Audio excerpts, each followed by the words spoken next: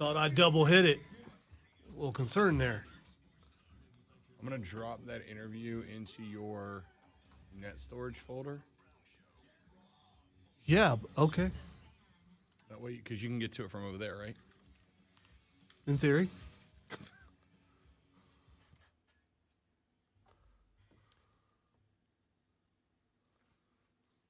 You know, things are about to go very right when the words, in theory, are getting thrown around to start the day.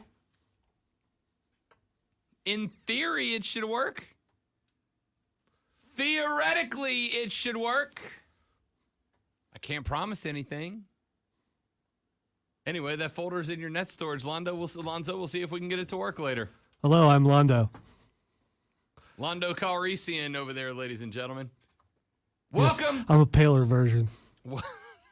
Welcome to the Rob Brown Show. Glad to have you. Happy Friday, y'all. It is Friday, June 24th. We are glad to have you along for the ride. It is going to be a busy day on the show today because not only do we have Friday stuff to talk about, not only do we have the NBA draft to talk about, not only do we have NHL Stanley Cup Game 5, an elimination game to talk about later in the show. We got a whole weekend of sports upcoming, including your College World Series, which you have not been watching. It's been good. We're going to jump into that later on in the show. How did the Hornets turn out last night? How did the NBA draft turn out last night? We're going to break that down for you. By the way, somebody pointed it out to me, Lonzo, and I know that a lot of you guys are just going to go do whatever, shut up, we don't care. But I am now the age where I cannot associate with the kids walking up on stage to get drafted. I now associate with their parents, right? Like I was watching some of the moms walk their kids up onto the stage for the draft last night. And I was like, damn, mom's kind of hot. Oh, wait, she's my age. These people are my age. So what's wrong with that? I mean, so you're saying in your younger days you didn't look at, an older woman and go, man, she's kind of hot? No. That's not what I'm saying. What I'm saying that sounds like ageism to me. What I'm saying is that last year when the NBA draft happened, I looked at these kids and I'm like, yeah, it's they're like me, right? They're like my age. No. And now I'm realizing the kids who are getting drafted next year will have been born the year that I was going to college. So you're saying the kids that are being drafted next year could be your children? Yes. I'm saying I'm old. That's exactly what I'm saying. The moms of the kids who got drafted last night could have had kids with me who could have got drafted last night. That's what I'm saying. Except that you don't do that. But so, I wait till you're my age. You get past that. Believe it or not, you get past that after a while. You do. Not a good spot for the bat, by the way. Last night, I'm watching as, let's see, Christian Braun's mom went on stage. Christian's mom has got it going on. See, I watched the draft. I must have missed that. I'll have to look her up. Christian Braun's mom was in a little red dress and an absolute 10. An absolute 10. Then Dyson Daniels got picked by the New Orleans Pelicans at the 8th spot out of the G League. Dyson's mom walked him on stage. Also an absolutely beautiful woman. Gorgeous woman. Keegan just said on the stream, Rob used to be into Cougars, and then he realized they aren't Cougars. They're his age. Yeah. That is correct. That is correct. It went from, man, look at these Cougars on stage to, man, I could get into a relationship with these women. It would be very normal. It would be a very normal thing. So do you think you'll ever reach the point where you watch and you don't notice that and you're just looking at the players and thinking about, wow, they're going to have a wonderful career for my team? No, because I haven't accepted that I'm old yet, right? Like I am. It's obvious. But I haven't accepted that I'm old now. Yesterday, I had to go to the doctor yesterday. I just had to get my little physical. You know what I mean? I had to get the old check 'em up, make sure that I'm not falling apart. I am. But figure out why I'm falling apart and how long Did I the have doctor until I do. just kind of shake their head and said the receptionist will, pay your bill out there? I started talking to the doc. This is a new doc, right? It's a new doc. I haven't seen him before. And he's a younger guy. He's like probably, 32, 33. He's younger than me. Did you request a new doctor because you didn't like what the other one said? Yeah, probably should have been like, your mom's probably hot. Nice guy, super nice guy. Really liked him, appreciated his time. And we start talking. Did he know who you were? He knew of me. Okay. He's like, I've heard you before. He's like, I don't listen every day, but I've heard of you. I've heard of you before. He's a big soccer guy. Big soccer guy. He's like, I've heard you talking about soccer before. Anyway, got to talking to him, and he's like, all right, man, tell me what's going on. And then I pulled out like the Chris Jericho list of holds, except it's a list of things that are wrong with Rob, right? And I start running through this list of stuff. And I get to one, which is my lower back hurts, like most of the time, right? If you watch the stream, you will see me fidget in the chair a lot.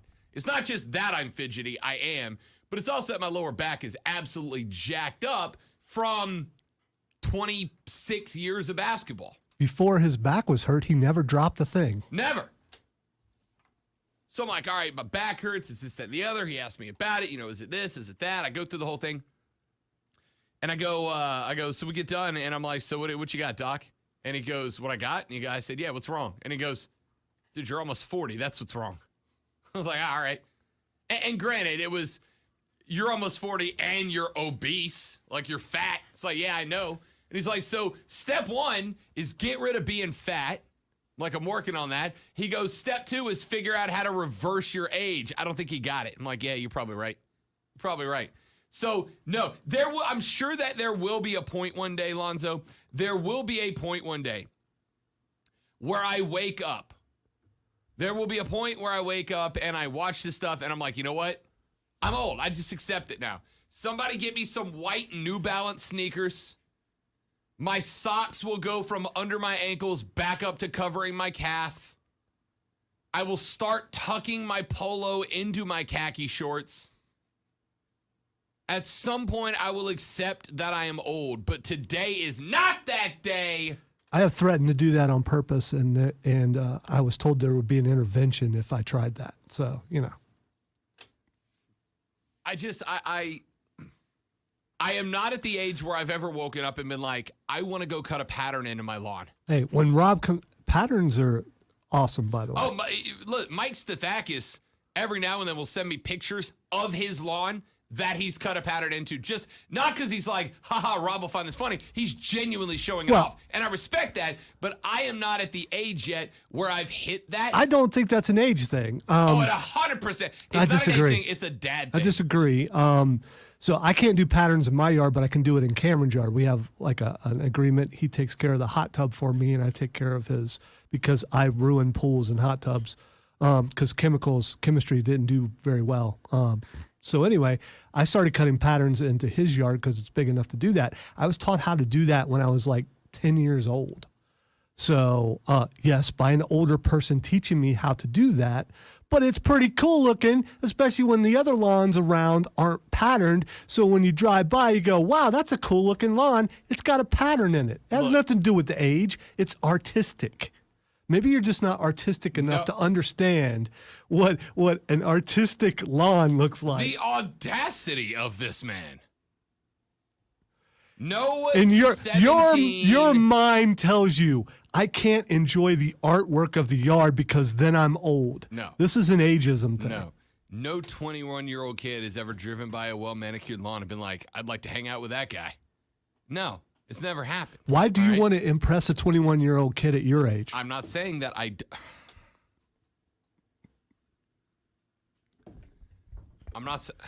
can't even respond to that.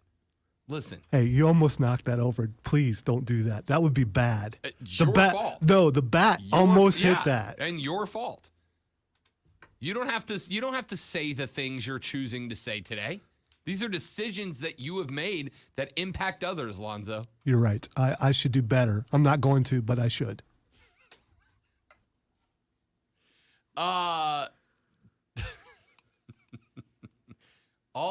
Really, I just wanted to make a joke about how I used to be young enough to be an NBA draft pick, and now I am now old enough to be in a relationship with NBA draft picks' moms, and it would be a normal thing, right? I wouldn't be dating a cougar. I would just be dating somebody my age now. You know what's, and yes, it hurts on the inside a little bit. You know what's awesome though, Rob? There's probably some people who didn't think you'd make it this far, and you proved them wrong. Yeah, me. So suck it, me. Good job. All right. A lot of stuff to get into on the radio broadcast today. We do have to break down last night's NBA draft. How did Charlotte turn out? How did your team turn out last night? If you would like to break it down, you are welcome to. Obviously, we're going to take a look primarily at the Charlotte Hornets, but I've got the list. I've got the NBA draft breakdown from what I saw last night, what I liked and what I didn't. We'll go team by team. I do not get mad at super teams, right? I do not get mad at super teams. However, if you build a super team, do not think that I am not going to laugh hysterically when it blows up in your face, because I am, and I will. The drama going on in Brooklyn right now with KD, Kyrie, and the Nets, chef's kiss. It's amazing. It's great. Kyrie wants a supermax. The Nets don't want to do it. The Nets have been talking absolute boat about Kyrie. Kyrie is now out there saying, I don't want to go, but if I did, here's the list of teams that I would want to go to. Kevin Durant is now monitoring the situation, quote unquote. I love that choice of words because I see Durant in like a Bond villain layer, TV screens wrapped around with all the Kyrie news being pumped into his social feed. And he's sitting there with an all black tie, like suit and tie on, right? Everyone can picture that. We know about the burner accounts. You know, Rob, I don't want a new car, but if I did, I want a Lamborghini. Yeah. I want a Ferrari. I want a Porsche. Yeah. Here's the best part. What Kyrie is saying, it's like, it's not even that dramatic. You'd be like, I don't want a new truck, but if I did, I want an F-150, right? It's like something that's like very reasonable. You're talking about trucks. You're going after the audience. I see what you're doing. Demo God! I see what you're doing. Demo God! Anyway, Duran is now monitoring the situation, which makes it seem that if Kyrie leaves Brooklyn, KD might follow in his footsteps. I don't think I can explain to you how freaking hilarious it will be to me. You know they're going to blame it on the coach. Oh, 100%. Yeah. 100%. They will it's going to be KD and Kyrie going, well, you know, we thought that there was going to be a culture here, but you know, Steve Nash didn't really build the winning culture that we wanted in Brooklyn. So we've decided to take our talents elsewhere. Watch one of them become a Celtic watch. Who were you just impersonating? I don't know. Was that more Kyrie or KD? That was just my generic smartass making fun of somebody. It sounded a little more flat earth. Yeah. So we'll go with Kyrie. That was just my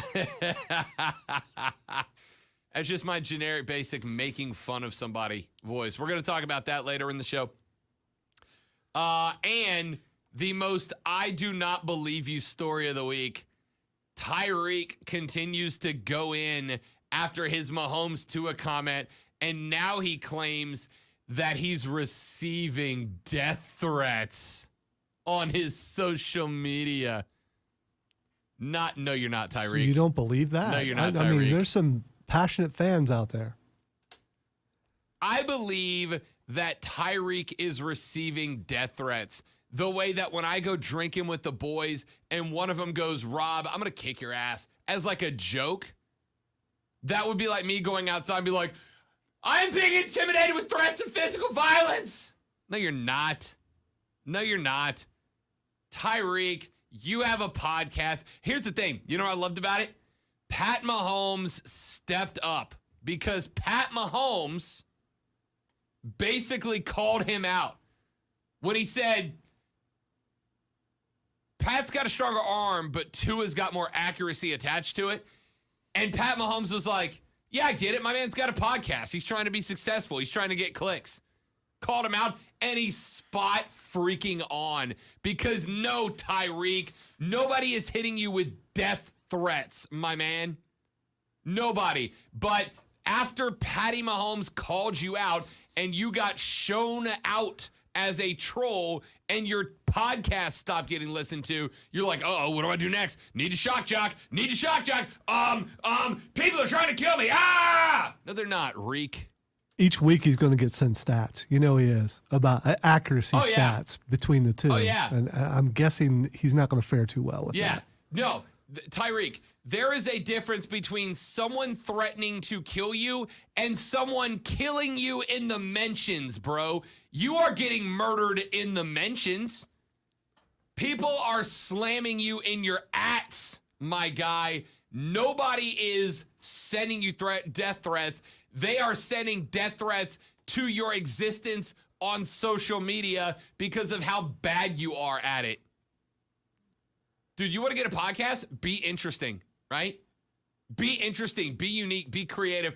Don't say dumb things as a shock jock, and then when they go sideways, be more shock jockey. What a joke. All right, let's take a break. Come back here in just a minute. I got a lot of stuff I want to get into. Yesterday, got a chance to record an interview with Kyle Sullivan. Kyle from the Locked On Podcast Network. Join me. We will give you a little bit of discussion regarding Game 4.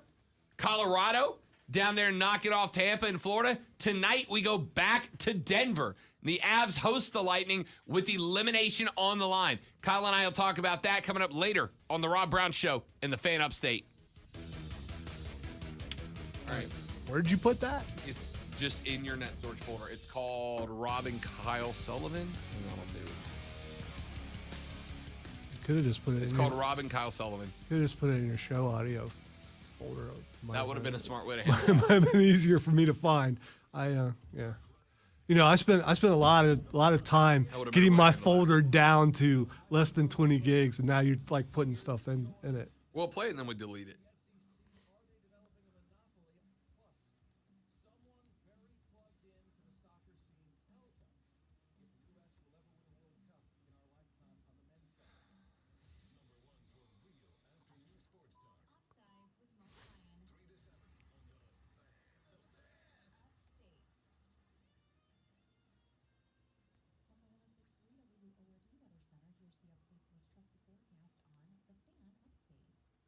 Okay, I don't see it. You just put it in my regular folder Just on that right storage. into your just the Lonzo folder. Is it? Maybe it's not an MP3. It's an MP4. Not gonna be able to play that. It should open as a video, like in a media player.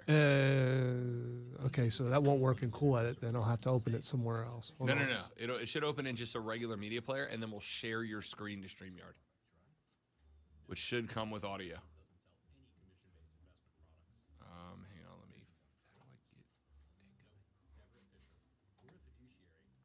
How do I get? So, didn't explain yourself thoroughly, so I didn't understand what you meant. So now I'm getting a little bit more of it. Hold on. Okay, it is now in the show audio folder.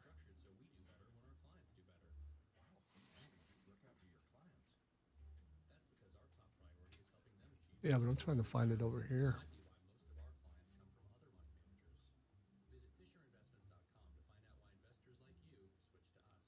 So yeah, it should be in there. So if you just if you touch the R, it should just bring up all the files or scroll through the files that start with R. Do what? In search? No, just like click on a file right there. Don't double click this. It's not in there. I don't know why. Okay, it's gonna be in the show audio file, but that's really weird. Let's say, I know this is going to come across as smart alecky, but I can read. I'm just saying. No, I wasn't. Just, I wasn't. I was just saying. Let me look. Okay, Robin Kyle Sullivan. So theoretically, if you open that, it should bring it up in an audio player. Yep, there it is. And so now, when we get there, we will from. Oh crap! You got to open it on that computer to share your screen. You know, we're just going to play the audio from it. I don't care that much. Oh Lord, boys, I got to lose some weight. Look at that. That's bad. Woo. Woo. The movie theater in Greenville is playing Forbidden Door Sunday night. A much cheaper. Really? How much? Really? How much? Yeah, Trey, how much is tickets to that? I could be talked into that. Well, yeah, me too. Because I'm not buying it. I could be talked into that. No, I can't. I got D&D that night. Dang.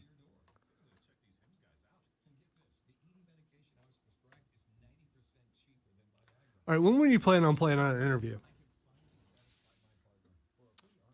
Because we have some more time to think about how to do it as well. Well, the options are open it on that computer and share it. I don't think I can get the net storage there. Okay, so then our only option is to play the audio. But then I got to be careful because I don't want to mess with stuff too much on there because he says it's $4. Really?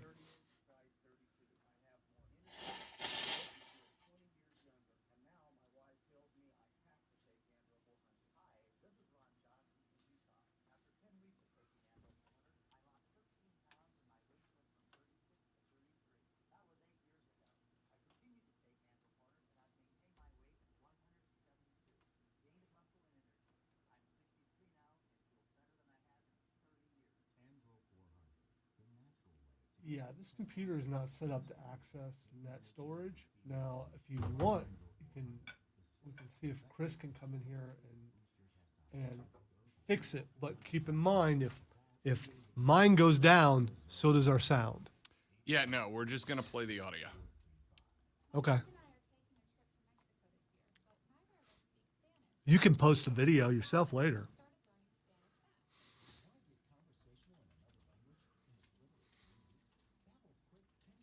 You recorded it on StreamYard, right? Correct. So you should be able to. Can't you access it from StreamYard while StreamYard's going on? I can't, not without leaving the StreamYard studio. Well, actually, hang on. Let me try. Because here's the thing: you could leave the StreamYard studio as long as I'm still in it, and bring it up, and I could just bring that video up. Let me try something here. You get to hang out while we try something here, stream. We need to see. All right, I got it in queue. Okay. Hit play real quick. All right, ladies and gentlemen, welcome back. The Rob Brown Show is on radio. So I'll just share it off of this. All right. And then we'll full screen it. Yeah. Right? Yeah. That's what we call troubleshooting, ladies and gentlemen. All right, you know what? Should we just go ahead and do it now? I mean, we figured it out, right? How long was the interview? That's a great question. I mean, not that long. 14 minutes. Yeah, that'll work. Sure. Yeah. Go for it. All right, so yesterday I got the opportunity to interview Kyle Sullivan. You guys have heard him on the show multiple times. He hosts the Locked On Avalanche podcast for the Locked On Podcast Network. He is our go-to NHL bro. He joined me yesterday afternoon. He had to work today, so he could not hang out with us today, but he joined us yesterday afternoon to talk a little bit of NHL Stanley Cup hockey. I can do this, I promise. I've done it before. We had a conversation about the last couple of games, as well as what he expects to see tonight. This is my conversation yesterday with Kyle Sullivan of the Locked On Podcast Network. All right, ladies and gentlemen, welcome back. The Rob Brown Show is on your radio. This is the Fan Upstate, now joined, as we are and have been throughout the Stanley Cup playoffs, by mi amigo Kyle Sullivan of the Locked On Podcast Network. He hosts Locked On Avalanche, which is very convenient for this Stanley Cup, but he talks NHL playoff hockey with us, and he joins us once again on a Friday. What's up, big fella? How you doing, pal? Living the dream. I'm glad to hear it, man. Glad to hear it. And obviously, also living the dream are the Colorado Avalanche, up 3-1. And I want to break down what happened last night, but let's go back and talk about the 3 games that led up to this. It was interesting in that Tampa is a team that has the experience. Tampa's a team that's been here, but in big spots, overtime game 1, overtime game 4, in the spots where the games have been the tightest, where body parts have been clinched the most. Colorado has been the team that's been able to come up with the gut goals. Talk to me about that. Yeah, and we mentioned this in our episode that just came out. When you're looking at the series as a whole, game 1 went to overtime. Game 2 was a dominating win by the Colorado Avalanche. Game 3 was Tampa's turn to be dominant, and then game 4 returned back to overtime. You see both teams, when they're evenly matched, doing what they do. The Avalanche have that slight advantage because of their speed and the depth. Like in game 3, Tampa came out and they had the exact perfect adjustment for Colorado to slow them down, and they had nothing to say for it. So it's matchup on matchup. If you have these teams performing at a high level, everything working, the Avalanche have that slight advantage. And it's you had Andre Burakovsky win it overtime in game 1, and Nazem Kadri just coming off injury win it in game 4. So you're getting depth. If Tampa's going to hurt you, it's the big names. And the Avalanche are hurting you with more than just the big names. Yeah, it's been interesting, especially in games 1 and game 4, because all the talk was Nathan McKinnon, obviously, up front for Colorado, but it has not been the Colorado front line. Now, in game 2, obviously, an absolute blowout, little bit of a different story. Game 3, obviously, Tampa, not quite the same blowout, but a blowout in that case.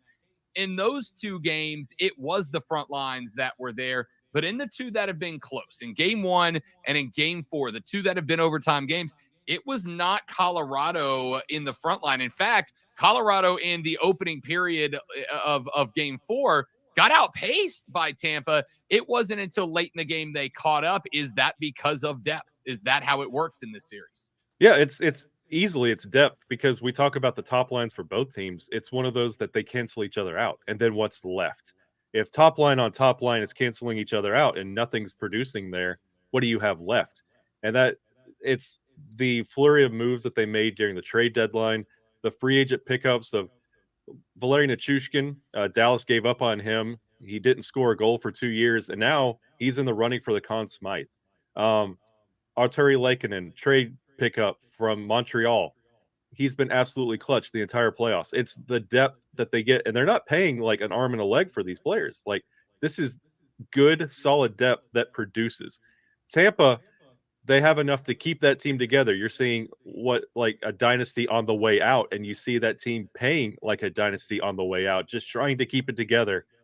Colorado is built for not just this Stanley Cup run, but for the future.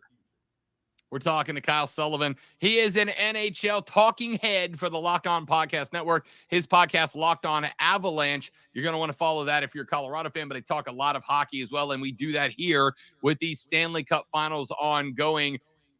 3-1 now, the series lead. And I know that, you know, what has been the difference? Obviously, it has been Colorado's depth. There's no doubt about it. How about, from the flip side, Andrei Vasilevskiy last night? I said on yesterday's show, or I should say 2 nights ago, I said on yesterday's show that Vasilevskiy was an absolute man in front of the pipes for the first, second, and third period.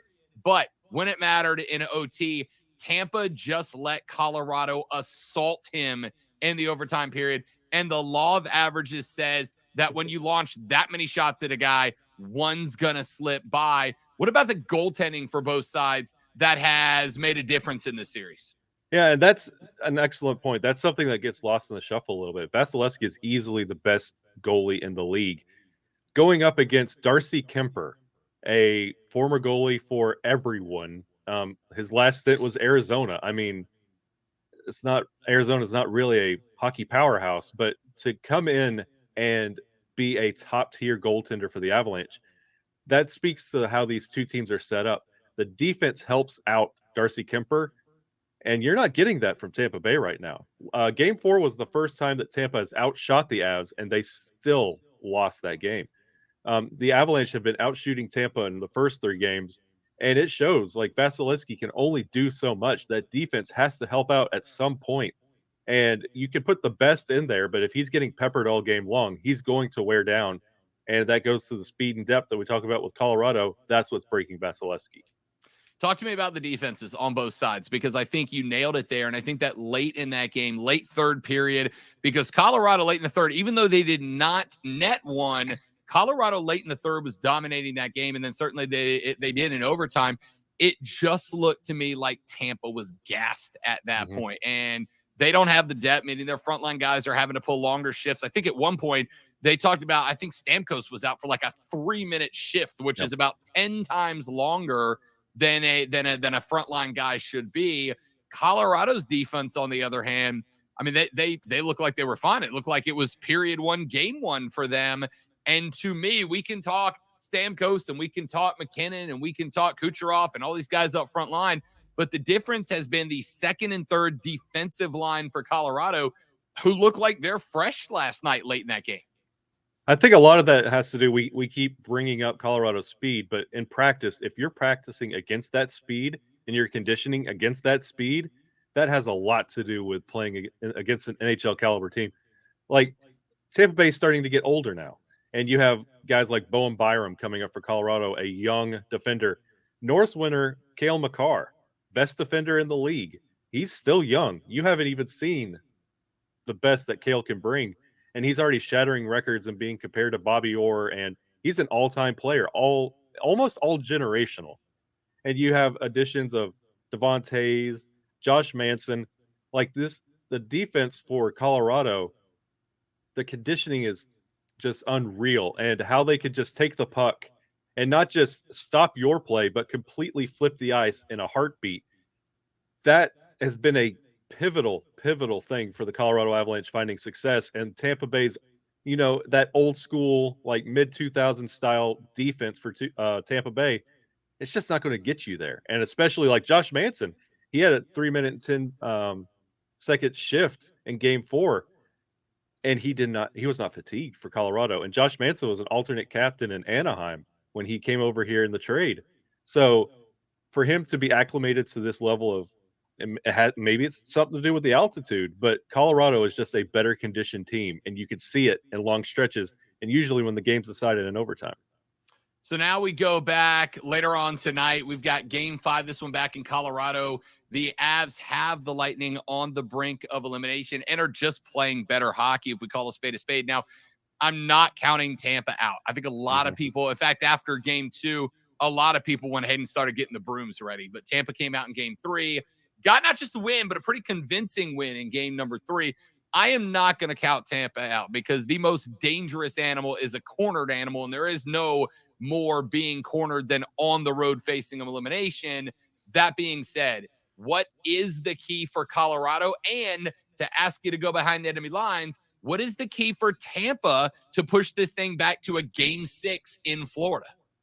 For Tampa, it's easy. You have to get out early, and you have to keep going. You cannot, this is going to be back in Denver, back in Ball Arena. You're bringing your back-to-back Stanley Cup into their arena, and the possibility of leaving it behind. You want to take it back home with you. So you don't want to leave it behind. You want to keep pushing. You want to take the heart out of this team, because Ball Arena is going to be rowdy. First time in 21 years, the Avalanche are right there, about to get the Stanley Cup. You need to break their heart, because this team's emotional. They're young. They're emotional. If you could take the emotion out of it, and you could take the fun out of Ball Arena, you have a good chance of taking this back home. On the flip side, for Colorado, the cup is there. Everything you've been building for the past 3 years, it's right there in your building. Keep it. Keep the case open. Take it. And Tampa Bay can wish it goodbye. You have that opportunity. You've put everything together all year long. You've been through all of this. This is where you put it to bed. And you want that kind of performance that you got out of game 2. And the Avalanche are incredible at home. So you have everything in your favor. All you have to do is play Avalanche hockey. Kyle Sullivan, hosts the Locked On Avalanche podcast on the Locked On Network, has been joining us throughout these Stanley Cup playoffs to talk a little NHL hockey. All right, we have been buddy. It has been fun. Are you ready to have our first fight on the air, Kyle Sullivan? Bring it on. Too many men on the ice. Should have been called. McKinnon was on the ice for almost 6 seconds. He was on the ice when the goal was scored. That should have been called too many men on the ice. Even if he was not directly involved with the play, he could have indirectly by drawing the eyes of defenders who might have otherwise jumped over in front of the rush. That should have been called, and we should have played more hockey. Agree or disagree? Agreed, but the men that could make that decision did not. Yeah. In the first period, Darcy Kemper's mask came off, and play continued. And that first goal was with a goalie without a mask. They played it to the tune of the rule book. They said the play was still a scoring play, and we played on. This is the Stanley Cup. They're not going to allow something like this to happen. Toronto could have intervened. Every stripe on the ice could have made that call. It's overtime. You're super focused. No one made that call.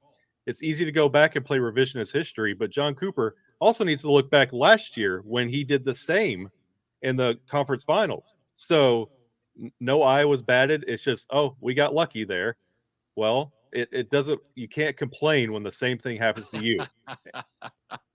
Yeah, listen, it was something that made for good radio, right? Like it was something that was entertaining, engaging. I heard one guy make the argument, well, McKinnon had given himself up. It's like a quarterback sliding. Once you give yourself up, you're not involved in the play anymore.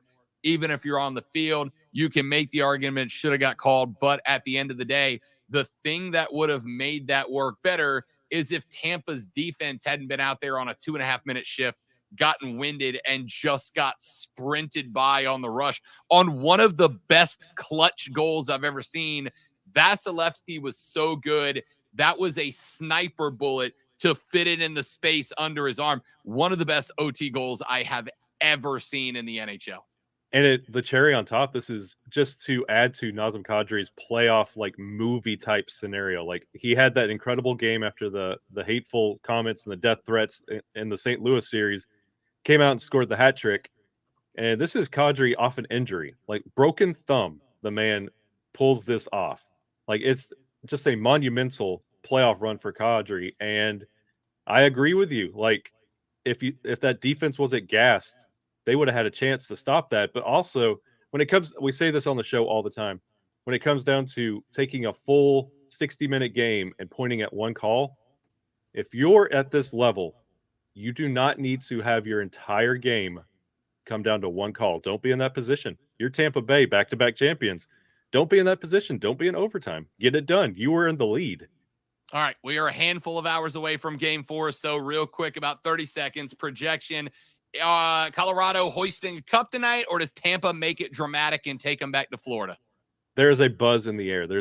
It's a fever pitch level energy around this team, Ball Arena. You could see it in like the celebrations and the watch parties around. If you can't get a ticket, it's like Canadian level type hype around this team, and it's infectious. I feel like this is going to be a 5-1 win for Colorado, and we're going to be celebrating all weekend. By the way, Canada doesn't remember what Stanley Cup buzz feels like. Burn! Yeah. That's Kyle Sullivan. He hosts the Locked On Avalanche podcast for the Locked On Podcast Network. Make sure you follow him across all the social medias by the name you see right there on the jersey, Shaggy Von Doom, on Twitter and the gram and all that. Come on, man, it has been phenomenal. We got one more of these to do at least. Next week, we'll either be talking Colorado and the Cup, or we'll be talking one more preview down in Tampa, brother. I appreciate it, my guy. It's an honor, my friend.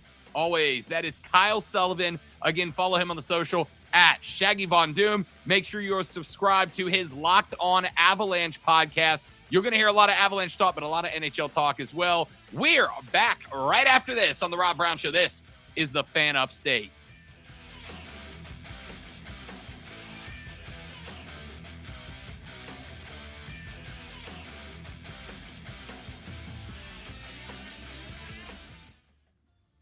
See, that's why Lonzo is here. That's why we keep him around.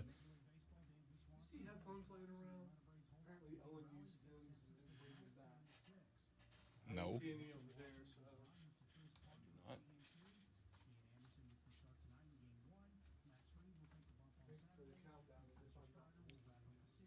Well, I didn't know. I didn't know if you needed an exact. Okay.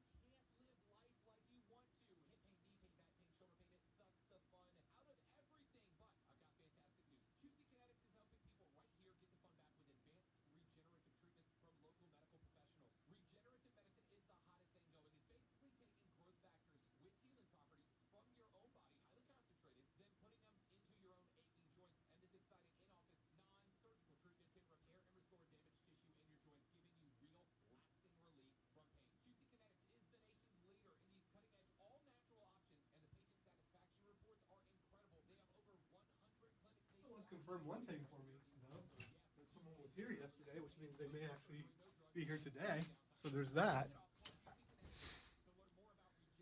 What he did with his headphones, though.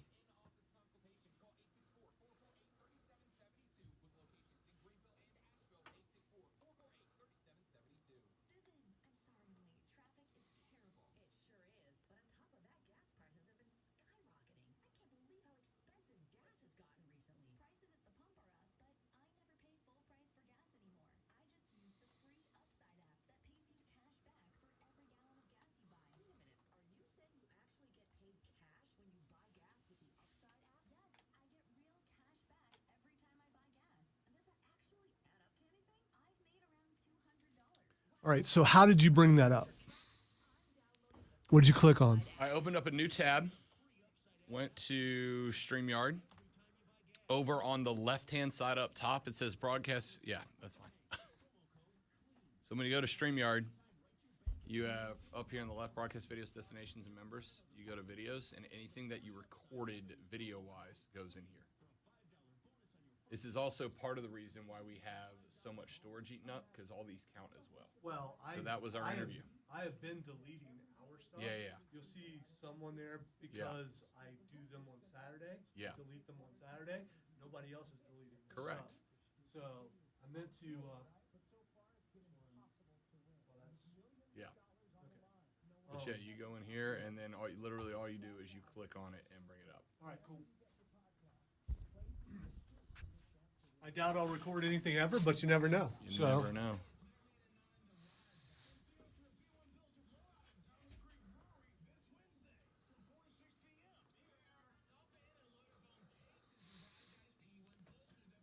Yeah, I meant to talk to someone about that yesterday, and then we got to talking about something else, and I forgot. There's an email was sent out, and people were asked to clear out their stuff, and no one's done it. So, I will take on that responsibility if I'm given permission to delete other people's stuff, but I'm not going to do it. I mean, because it's just deleting the recording. It's not deleting the social media, but still. Eventually, their stuff's going to creep up to the point where us deleting won't matter. And I think they're up to, everybody else, when we get rid of our stuff, they're up to like 35 hours out of 50. So it'll probably take a couple more months for them to get to 50, but it will happen.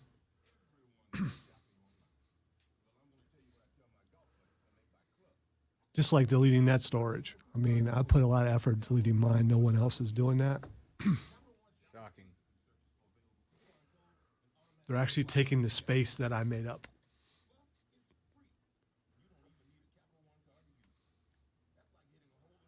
Supposed to be a team, man.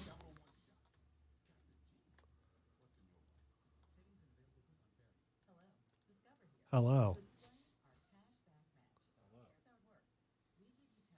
Hello there.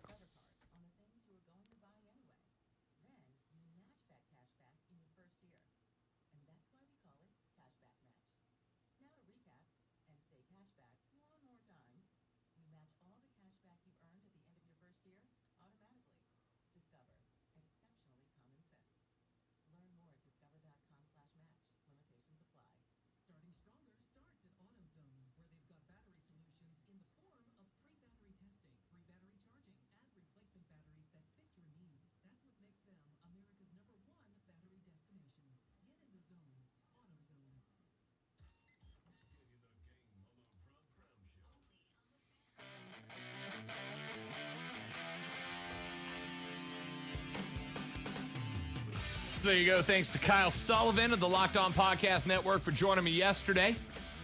Obviously, Game 5, not 4, coming up tonight. It just turns out that I'm an idiot. Who knew? Game 5 tonight. This one back in Colorado. Colorado nets a dub tonight.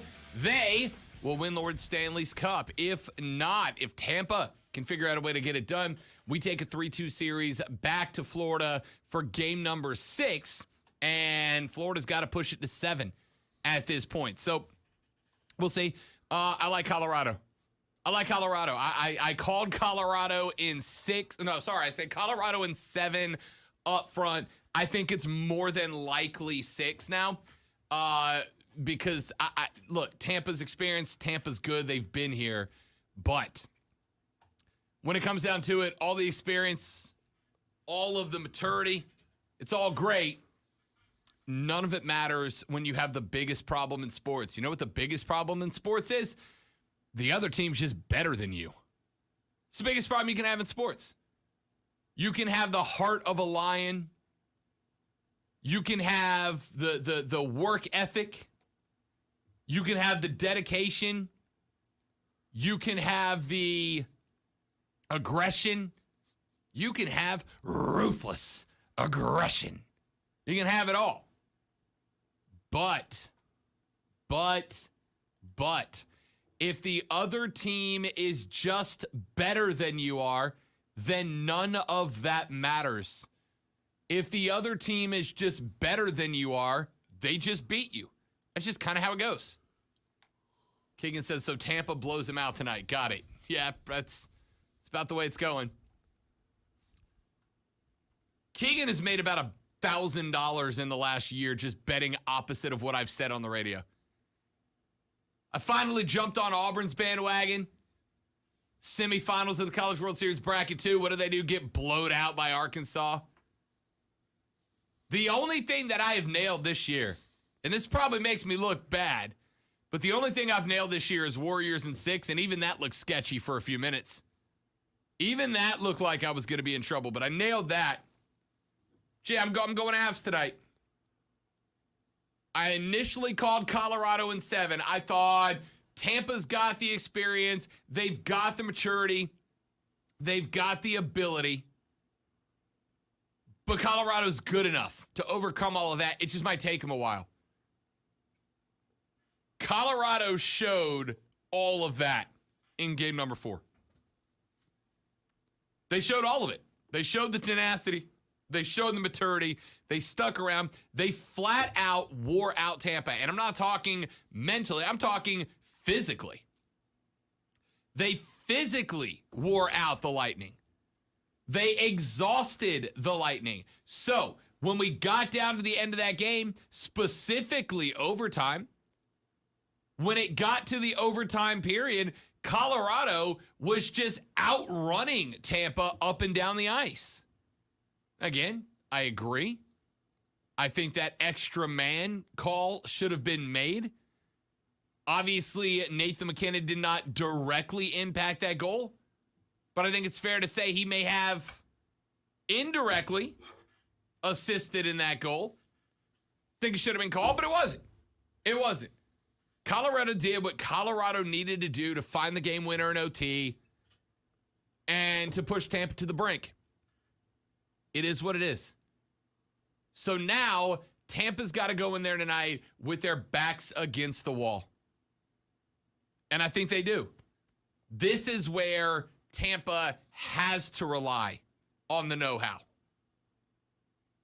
Somebody pointed out to me yesterday, like, Rob, it seems like every time you talk Stanley Cup, the only thing you've got for Tampa is they're experienced. They've been here. I mean, what else would you say they have over the Avs? The only thing I've said, I think Colorado's first line doesn't match up with Tampa's first line, which is why you've seen in the last 2 games, Tampa go up early. Tampa went up early in game 3. They could not close. Tampa went up early in game 4. They could not close. Or excuse me, they did close in 3. They could not close in 4. Tampa goes up early and quick because their first line is better than Colorado's first line. But every line after that, Colorado's is better. They're just a deeper team. They've got more talent down the bench than Tampa, and it is showing. It's showing. All right. I got Colorado tonight. They put it away. They win the Stanley Cup. We come back here Monday, and we talk with Kyle about how they did it. That's my thought. Coming up in the next hour of the show, I got a few things we need to get to. I got to tell you, I was kind of expecting the Braves to go splitsies, halvesies with the Giants. They win that series 3-1 after a beautiful game yesterday. Dansby Swanson has been hitting Dansby Swans bombs like he's getting paid for it. He is. Oh, my guy's a shortstop, and he's out there going yad consistently for the Bravos. They got the Dodgers this weekend. That is a big NL matchup. That is on the docket as a potential, not definite, because the Mets are still there too, but a potential NL championship preview. We'll talk about what I expect to see out of Braves-Dodgers this weekend coming up in the next hour of the show. NBA draft last night. The Hornets needed a big man in the middle, a rim protector. They needed a guy to sit in the middle of the paint and basically stuff shots. That was what I thought they needed to attack in the draft last night. Did they? Yes, they did, actually. Surprisingly enough, they did. And not only did they get one, they got two. Then they traded one away. But did they trade the right one away? I'm going to tell you what I have to say about that when we come back in the next hour of the show as well. A few more things I'm going to add in there. Arch Manning picked his school yesterday. Sorry, Tiger fans. He is not coming to Clemstown. He is on his way to UT. Tiger fan didn't need him anyway. Ain't no Tiger. He wasn't family enough. Arch Manning is a Texas Longhorn.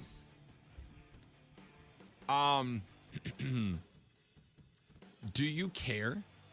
Keegan just writes all caps. Texas is back! Where have I heard that before? Oh, that's right. All the time. We'll see. We'll talk about that and more. Next hour is going to be busy. Don't go anywhere. The Rob Brown Show rolls on. This is the Fan Upstate.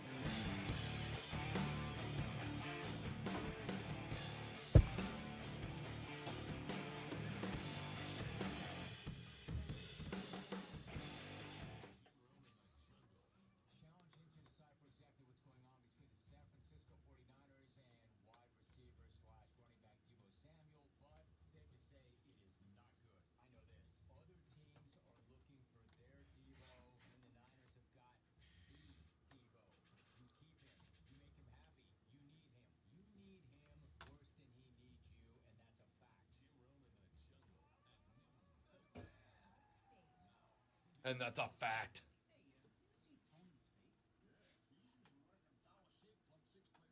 Hey, you see Tony's face? Tony's face, huh?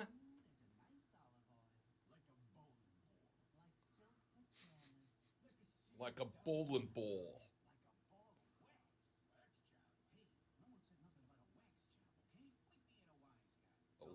A wax job. Whoever wrote that commercial has my full undying support. Hey, nobody said nothing about a wax job, huh?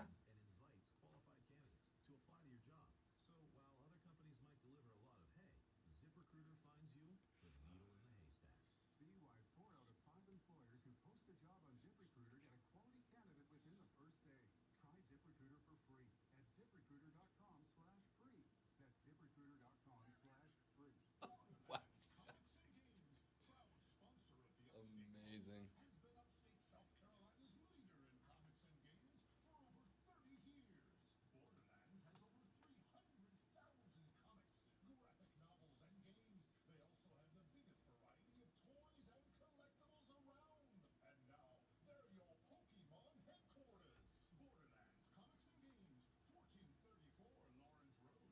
Do people still play Pokemon the card version? Yes. Do they? Yes. And those cards still sell for a Stupid amounts of money? Yeah, and they get stolen a lot too. Yeah. I mean heist type things. Yeah, I remember that one not just story. people putting stuff in their pocket. They're actually organized heists Yeah. to steal. I remember that one guy who had like a Charizard card stolen, and it was that Charizard was like $12K or something. And it's like I don't get it. But it's not up to me to get, I guess. I mean, the video game's not bad. I've played a couple of those, good with but that. the card game, I don't know. I just don't get it. It's not that much different than playing D&D or something like that. Fair. There's imagination involved in it, and definitely skill level, I'm sure.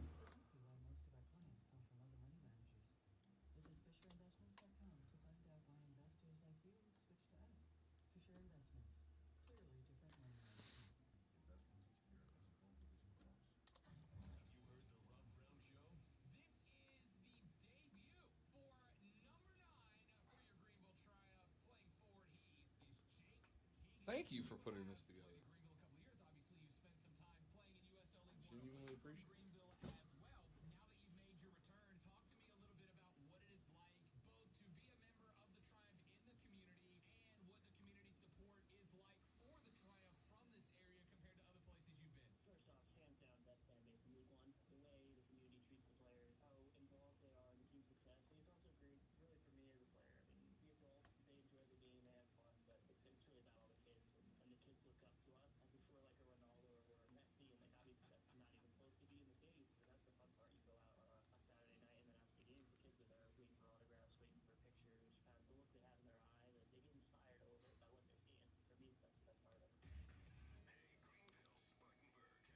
Jake was a good interview, as those interviews go. Agreed. What do you mean it's still in use? I can't. What?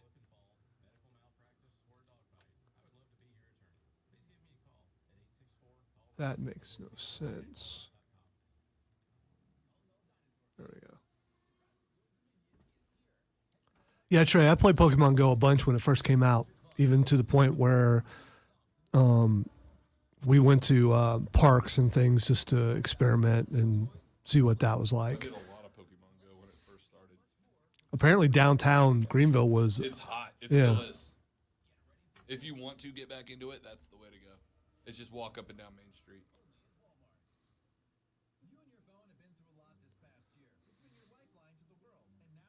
I did get some looks, you know. Well, if you'd stop walking out in traffic. Well, no, I mean walking through the park, catching Pokemon. I made sure I brought my kids with me, but they're adults too, so you know. Well, at the time they were. That game's been out for a while. Oh, so when I was in Fort Walton and people would play that game, you could go to the park downtown Fort Walton, and it would just be full of kids playing it. Full, and you knew when something popped up because there would just be this rush to one spot of the park.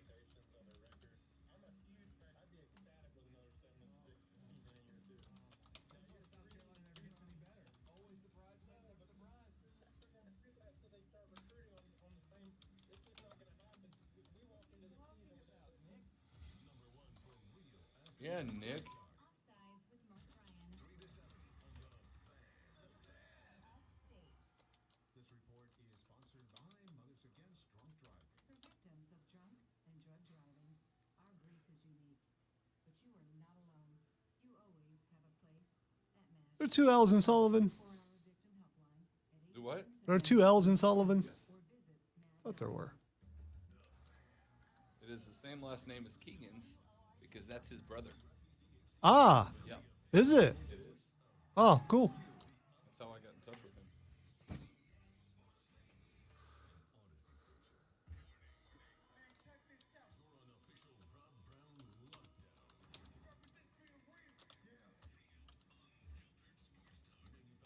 Now I hear it in his voice.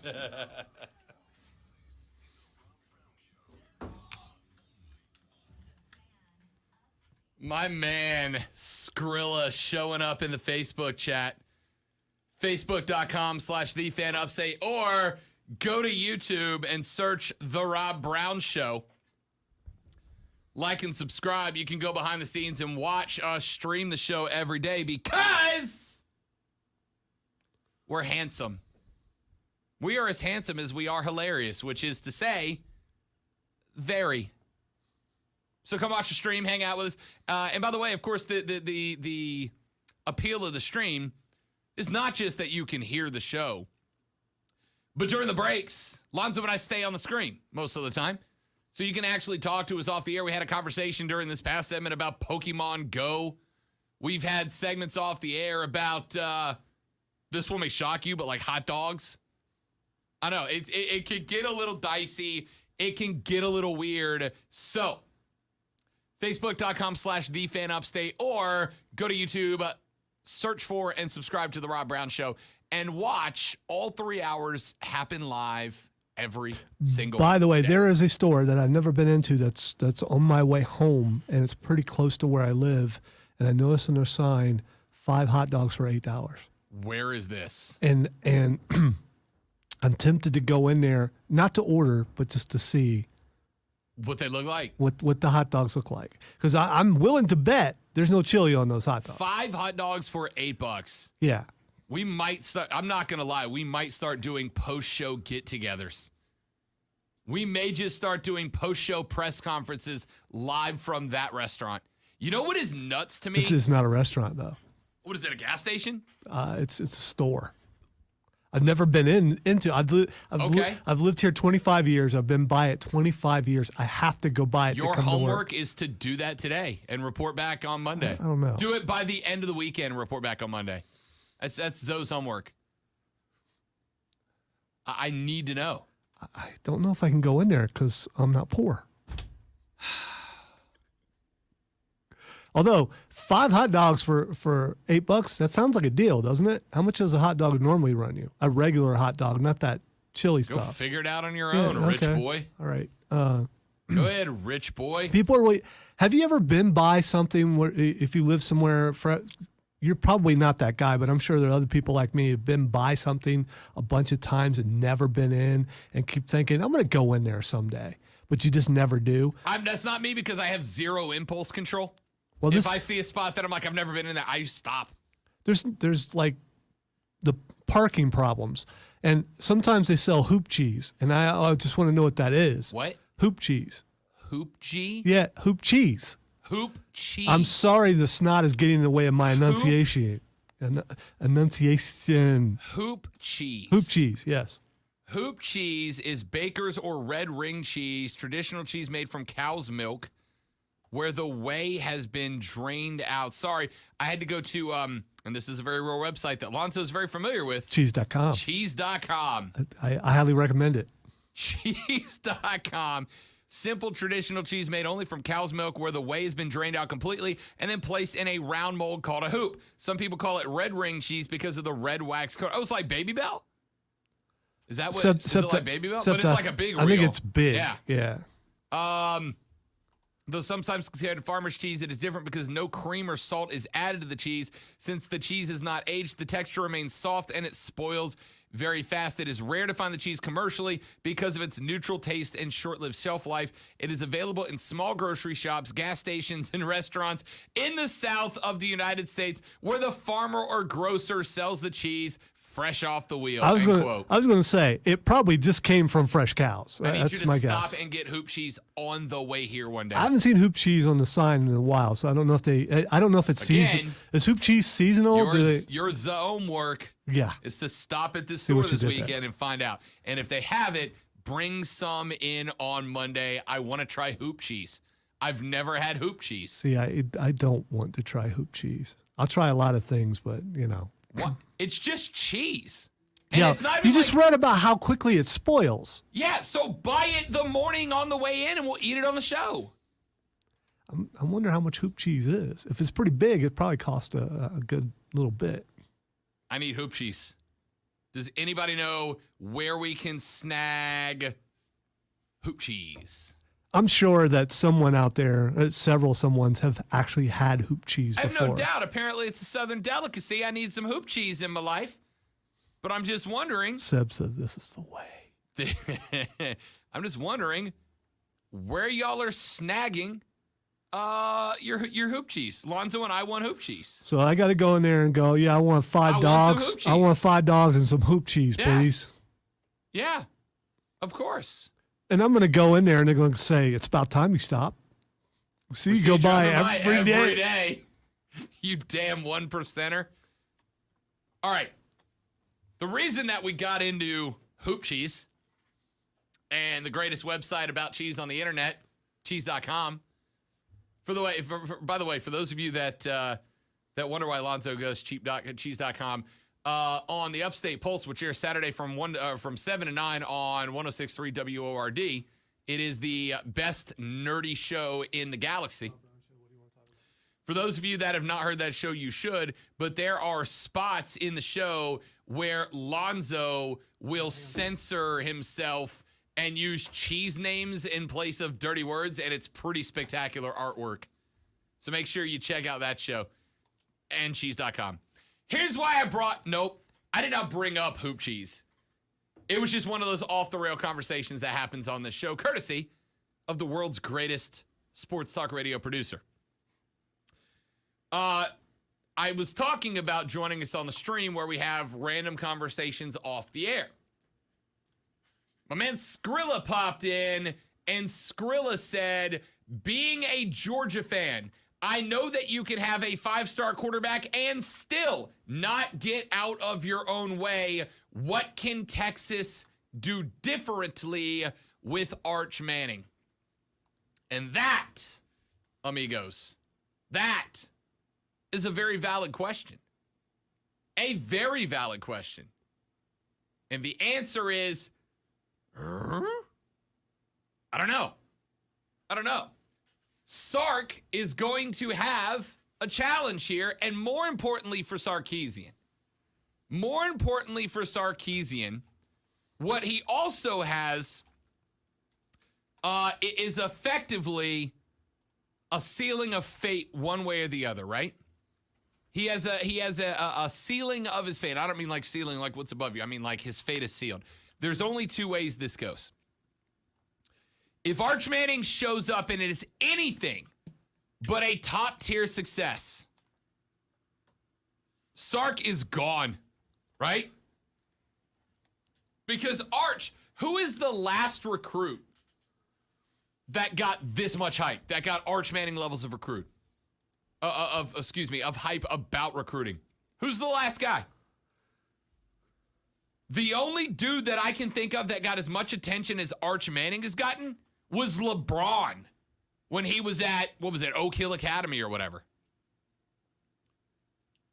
The only dude that got the hype that Arch got was Braun when he was coming out of high school. And even then, it wasn't even recruiting hype because we all knew dude was headed to the league, right? To the association. So here comes Arch, the most hyped high school football player ever? Question mark? And I'm not talking like people going, oh, this guy is gonna be the difference maker, right? I'm saying just in terms of there were websites that were launched, entire websites launched just to follow Arch Manning, right?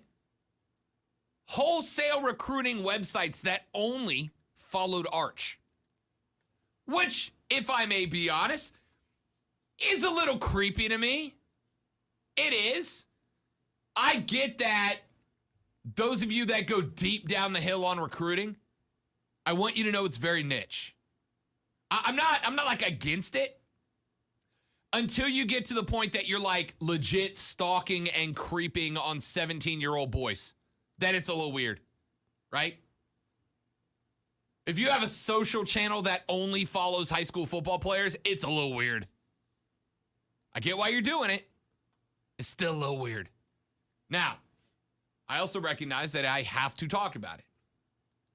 Recruiting is the lifeblood of college football. If you don't recruit well, you don't perform. Consistently, the teams that have top-tier recruiting classes are the teams that 3 years later are competing for national championships. I get that it is important. I get that it is big. I understand. But I am telling you, it's still weird. Anyway, Arch announced in a tweet on his Twitter feed, which, by the way, Lonzo, has zero following. It's not following anybody. And in its history of existence has sent out one tweet. And it was the one yesterday that said, committed to the University of Texas, #hook'em, end quote. Now, so that we are abundantly clear. Arch has not signed an LOI yet. This is a verbal commitment. Do you know what verbal commitments are worth? Wait. So a Manning would never decide that he didn't want to go somewhere after another Manning told him, you probably don't want to go there. You probably need to go. A Manning would never do that. So this commitment is strong. Sir? His word is his bond. Sir, don't you come after America's first family of sport. I won't stand for it. I don't get. I was won't not stand being for it. sarcastic at all. Are you saying that there's possibly a chance that has happened before? Maybe it slipped my mind. I would never say anything like that about a Manning. They are better than that, sir. He has not signed an LOI. What's really interesting about this is that Texas already has a dude on the roster who was supposed to be really good. The number 1 overall prospect in the 2021 class was a cat by the name of Quinn Ewers. Quinn Ewers came out of high school and was one of 3 players all time. Now, I don't put a lot of stock into rubrics when it comes to recruits, into composites when it comes to recruits, but What there the are heck's a people who do. rubric? Is that a cube? Yeah, it's a Rubik's Cube, 24/7 has handed a perfect 1 rating. That is to say, this is a perfect recruit to 3 guys. They are Vince Young when he was coming out of high school, Arch Manning, and Quinn Ewers, who is also on the roster at the University of Texas as a quarterback, which is kind of interesting to me, right? I don't know what Sark did, but Sark got the number 1 recruit in the 2021 class, and now he's got the number 1 recruit in the 2023 class. Now, my thought here is that Sark probably has Quinn Ewers convinced. You kill it this year, you kill it next year, you go to the league, right? You kill it 2 years, you get drafted, and that's when Arch takes over. Or, secretly there's guaranteed NIL money because it's Texas where there's a lot of money. So you go there, you make money, and then you decide to go to another school if you want. I was listening to the DA show on the way in this morning.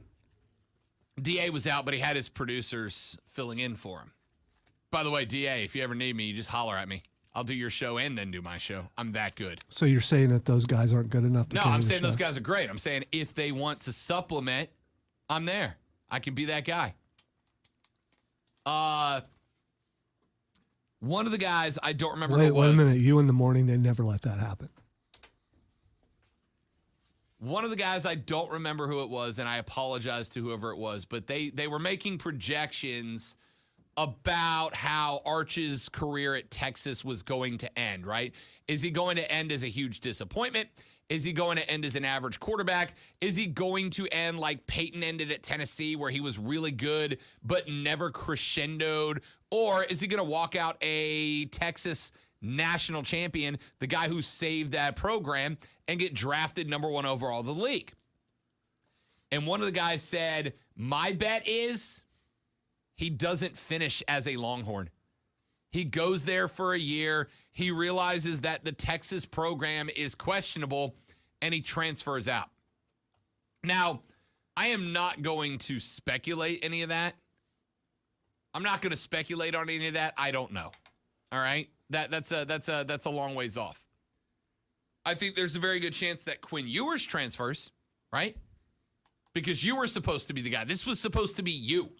This was supposed to be your team. And then in comes this guy who is viewed as the golden child, as the savior of the program. That was supposed to be you, right? So Quinn might transfer. He's already transferred once, transferred into Texas. Now will he transfer out? I don't know. Quinn Ewers supposed to be a Buckeye. He did 1 season in Columbus. Took 2 snaps for Ohio State before he was like, yo, bleep that. C.J. Stroud took my spot. I'm out. And now he's got to do it again with So you're saying he has a history of moving. I mean, he did it 1 time. That would make it history, wouldn't it? If you only had one opportunity and you did it the one time, that makes it, the norm for you, right? No, I think you're trying to label the dude in an inappropriate way. I am not. He was there. He didn't like it. He went somewhere else. Right. He is a one-time transfer. He is right. So far. Because he could only transfer once. Right. So he has a history of transferring. No, he transferred once. Which makes him have a history of transferring. No, history of transfer. I'm not doing this with you, Chris. We'll see. I'm not getting. Listen, I'll be real with you. I'm not getting caught up with it. Let Arch get on campus, and then we'll start talking about what Arch can do. All right, my man Kevin is on the phone. Kevin, welcome back, big fella. Good to have you. What up, fellas? How we doing, pal? Oh man, doing all right, man. You get on this hoop cheese thing for a minute or so, boy. You got to get down in the bushes somewhere to go find this hoop cheese, man. You got to go backside of Woodruff, Inner East, places like that have this cheese, man. And it's always in the meat department, laying somewhere crazy. Like you walk in the meat department, and because I cut meat for like 10 years, so it's just laying somewhere, and it come in and it looks crazy, man. I've always wanted to know what this red and black plastic was or whatever it was around it. So you have to just go down to the country and find that thing. And the 5 hot dogs for $8, yeah, they ain't got no chili on them. They barely got a bun on them. They got to buy any sausages. Them bad boys. All right, listen. I gotta say one thing real quick. Kevin nailed exactly where the hoop cheese is. So it's in between Innery and Woodruff. So what you're telling me here, Kev, is that if I want to find legit hoop cheese, I got to get out in the sticks, and I got to find some butcher place somewhere that kills the cows out back, is what you're telling me.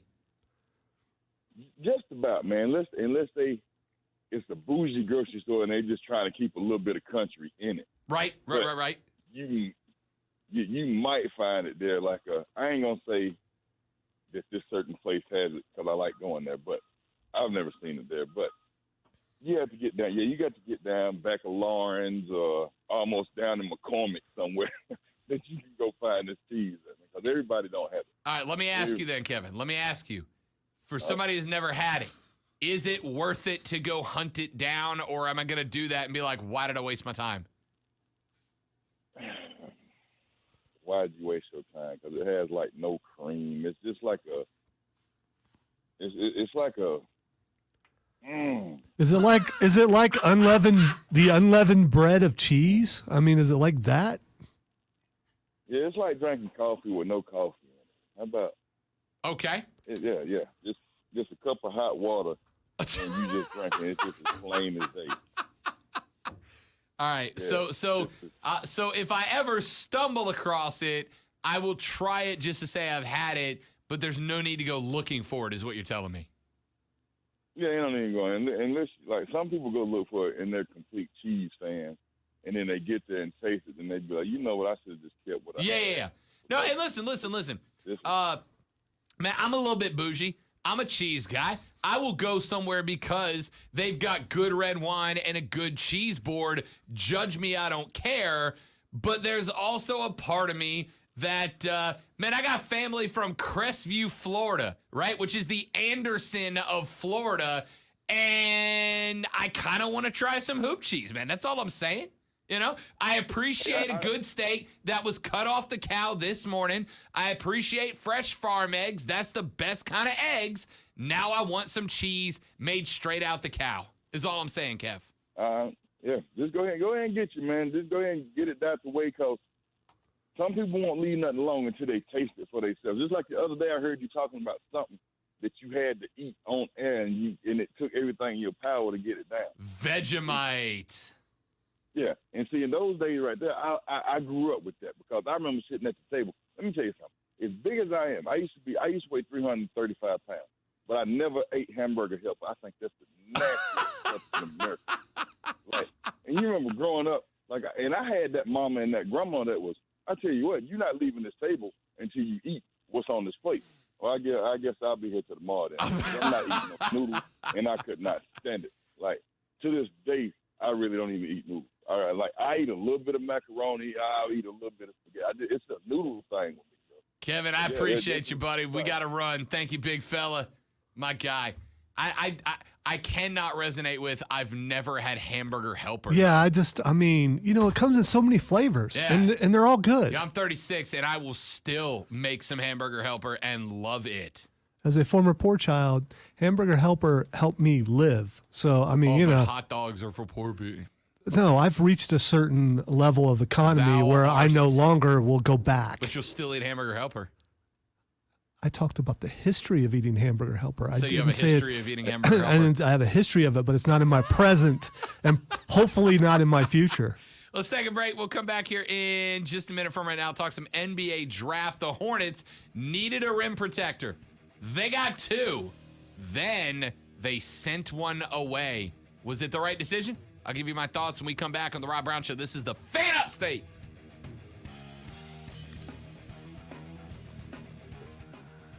What's cracking?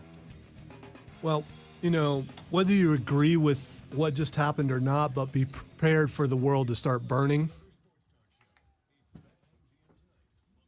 Because some things are going to get caught on fire here pretty soon. Because the Supreme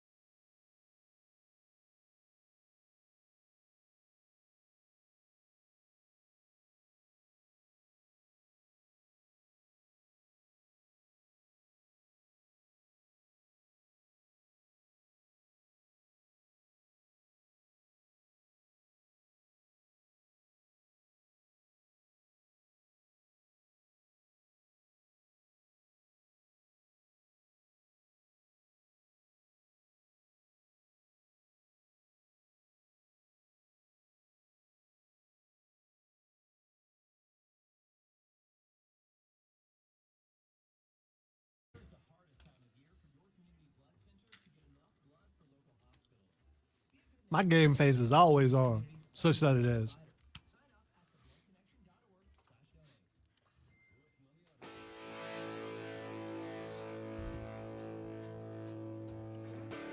So I told you guys earlier this week coming into the draft that I wanted the Charlotte Hornets to end up with a rim protector. I needed a big man. I needed a guy who was going to stand down in the restricted zone and who was going to make you pull up.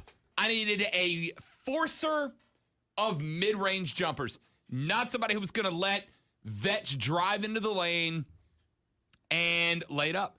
I needed something to happen. So, what did the Hornets do last night? How did it play? It worked out okay. It worked out okay. One of the guys that they picked, actually both of the guys, I should say, both of the guys that got picked up by the Hornets last night are big guys, guys from in the middle. Jalen Duran out of Memphis was one of them. And I was a little bit, I was in on that pick. I did not love it. And I did not love it because I thought that, I thought he's more of an offensive big man, right? I thought he was an offensive big man.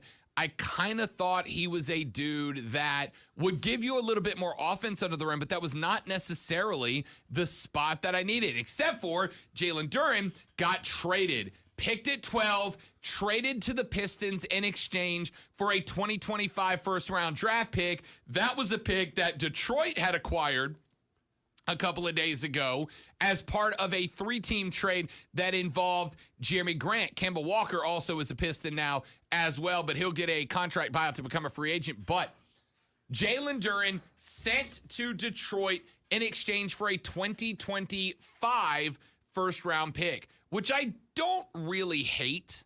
I don't really hate. Who they did end up with pick number 15 was Mark Williams. Mark Williams comes out of Duke. Mark Williams is a 7-foot rebound shot block machine. Exactly the guy that Charlotte needed. Not that they needed Mark Williams, but they needed that prototype. They needed that guy. They needed a rebounder. They needed a shot blocker. They needed a dude who made it dangerous to go to the strings, and that's exactly what they got. My man averaged 3 blocks a game during his time at Duke. Now, I do have one thing that I want to play for you. And I found this kind of interesting because Mitch Kupchak, the GM for the Hornets last night, got in front of the mic. This is going to be clip number 1. Mitch Kupchak got in front of the line and he started talking about Mark Williams. And I want to play the audio and then give you the reaction that I saw on social media. But listen to how Mitch Kupchak talks about Mark Williams. You know, like I said, there's no reason why Mark can't succeed. I can't say, how much he'll play.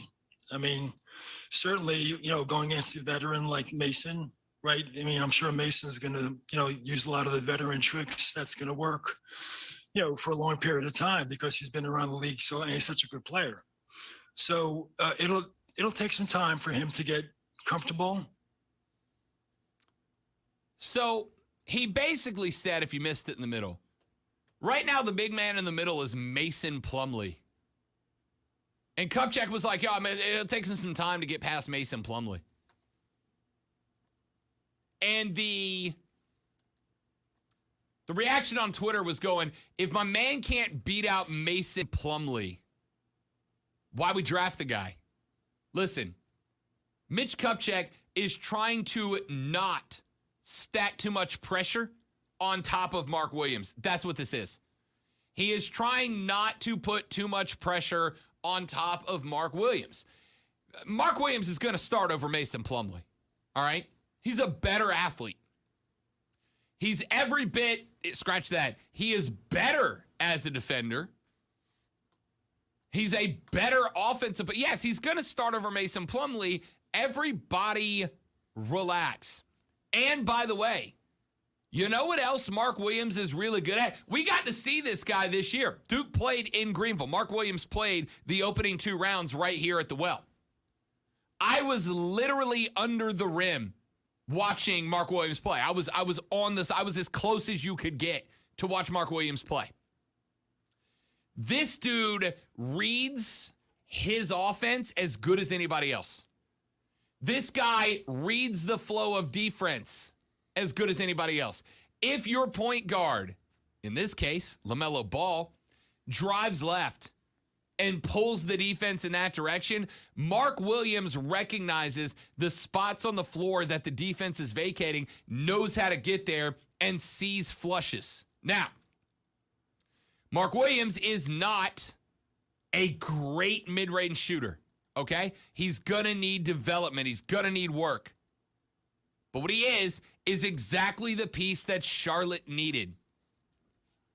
Exactly the piece Charlotte needed. They needed a guy to stand in the middle, to be a rim protector, and to knock this thing down. To knock this thing down. To take folks driving into the lane and to turn them away. Force them to kick. Force them not to finish those drives. And that's what he is. My man is a beast in the middle. He's a 7-foot-plus guy who stands in front of the rack and cuts off access to the strings. It is exactly the prototype player that I wanted Charlotte to get. But why say what he said? I mean, why not say, we bring players into play. He's going to work hard. He's going to get playing time, and we want our team to be better. Why not say something like that it was weird. Like his comments there were. It's like really he has weird. no confidence in it. He has no confidence in the pick that he made. I mean, I'm giving. It sounded like an old, confused man.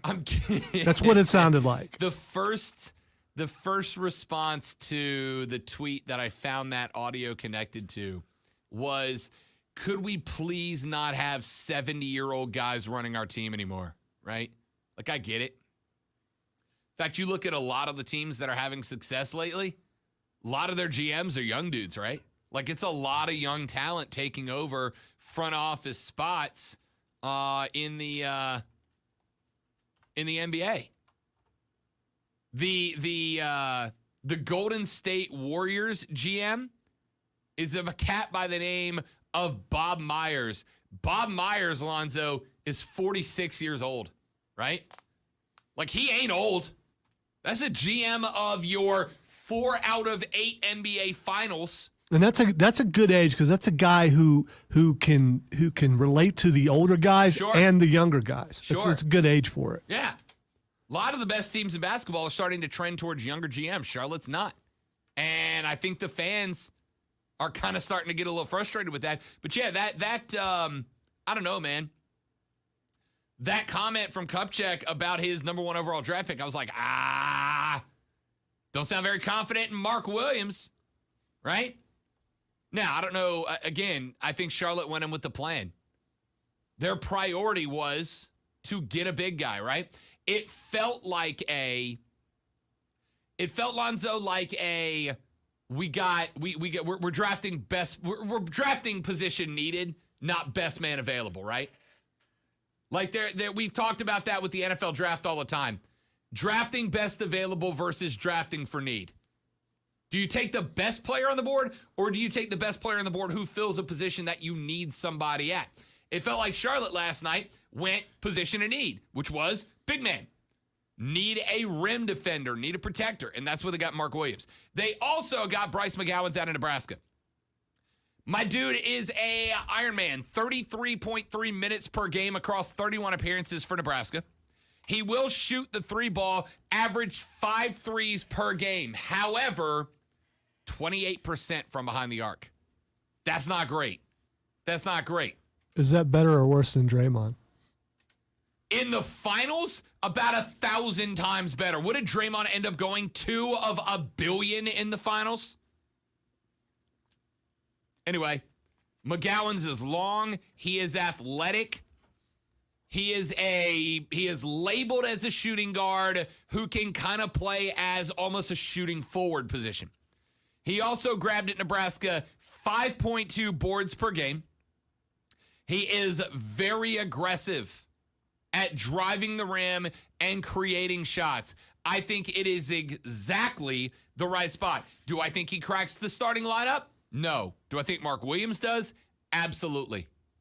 Absolutely, Mark Williams is your starting big man this year. Not a doubt in my mind. Does McGowan? No, I don't think so. McGowan's is not going to be a starter. He's not a knockdown shooter. He's a good rebounder for his size and position. He is a guy that can dribble, drive, penetrate, and kick or create his own jumpers. He is a great bench rotation guy, right? Great bench guy. But that's it for me. That's it. All right.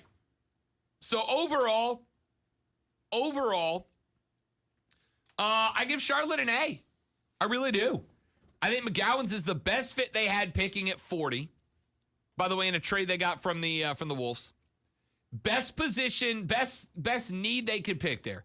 Somebody to create, somebody to be a role player that could develop into a starter down the line, and a rim protector, a rim defender. Mark Williams is that guy. I love Mark. I fell in love with Mark Williams watching him in that Greenville Regional. I'd obviously seen him play because Duke, leading up to March Madness. But watching Mark Williams, especially in that game against Michigan State, where my dude basically turned the paint into an absolute fortress, love this guy. And I love this pick for the Buzz. I'll give you some of my other favorite picks through the NBA draft yesterday, coming up later on in the show, and a ton more. I am Rob. He is Lonzo. This is the Rob Brown Show. This is the Fan Upstate.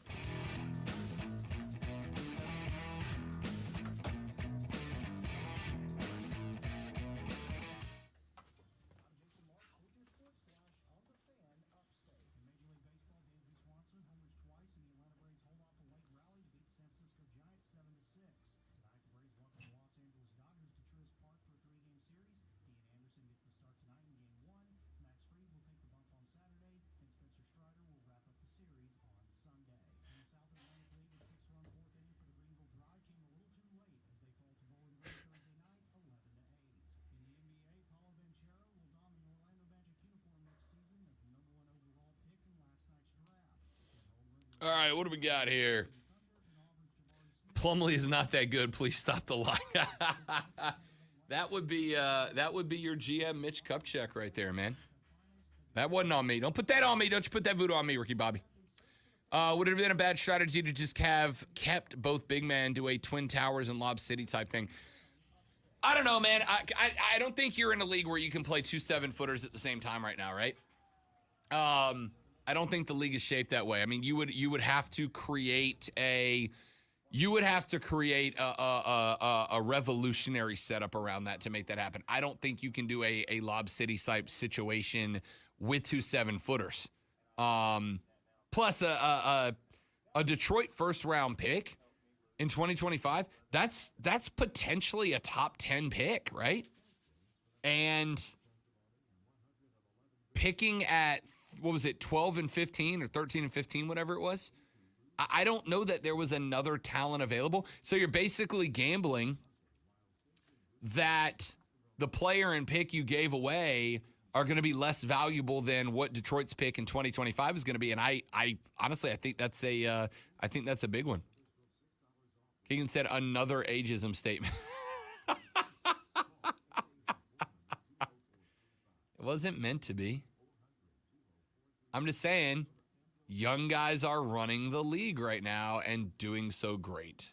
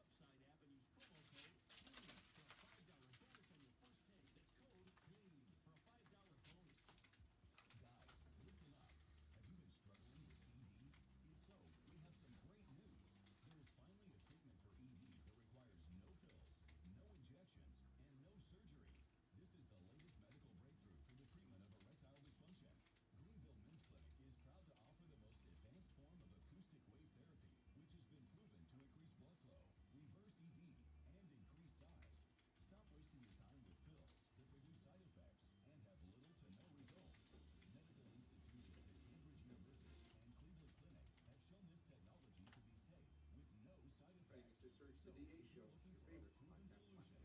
She needs an inventory manager to help keep her stock on lock. These are 100% borosilicate. Those aren't.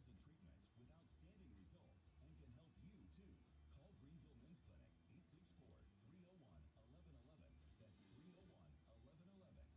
Indeed can help her hire great people fast. Indeed you do.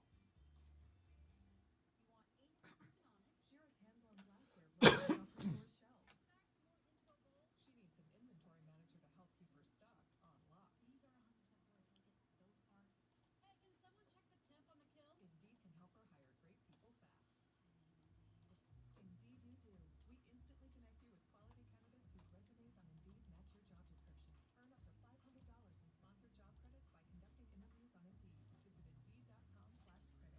Terms and conditions apply. I think she just said, can someone check the temp on the kiln?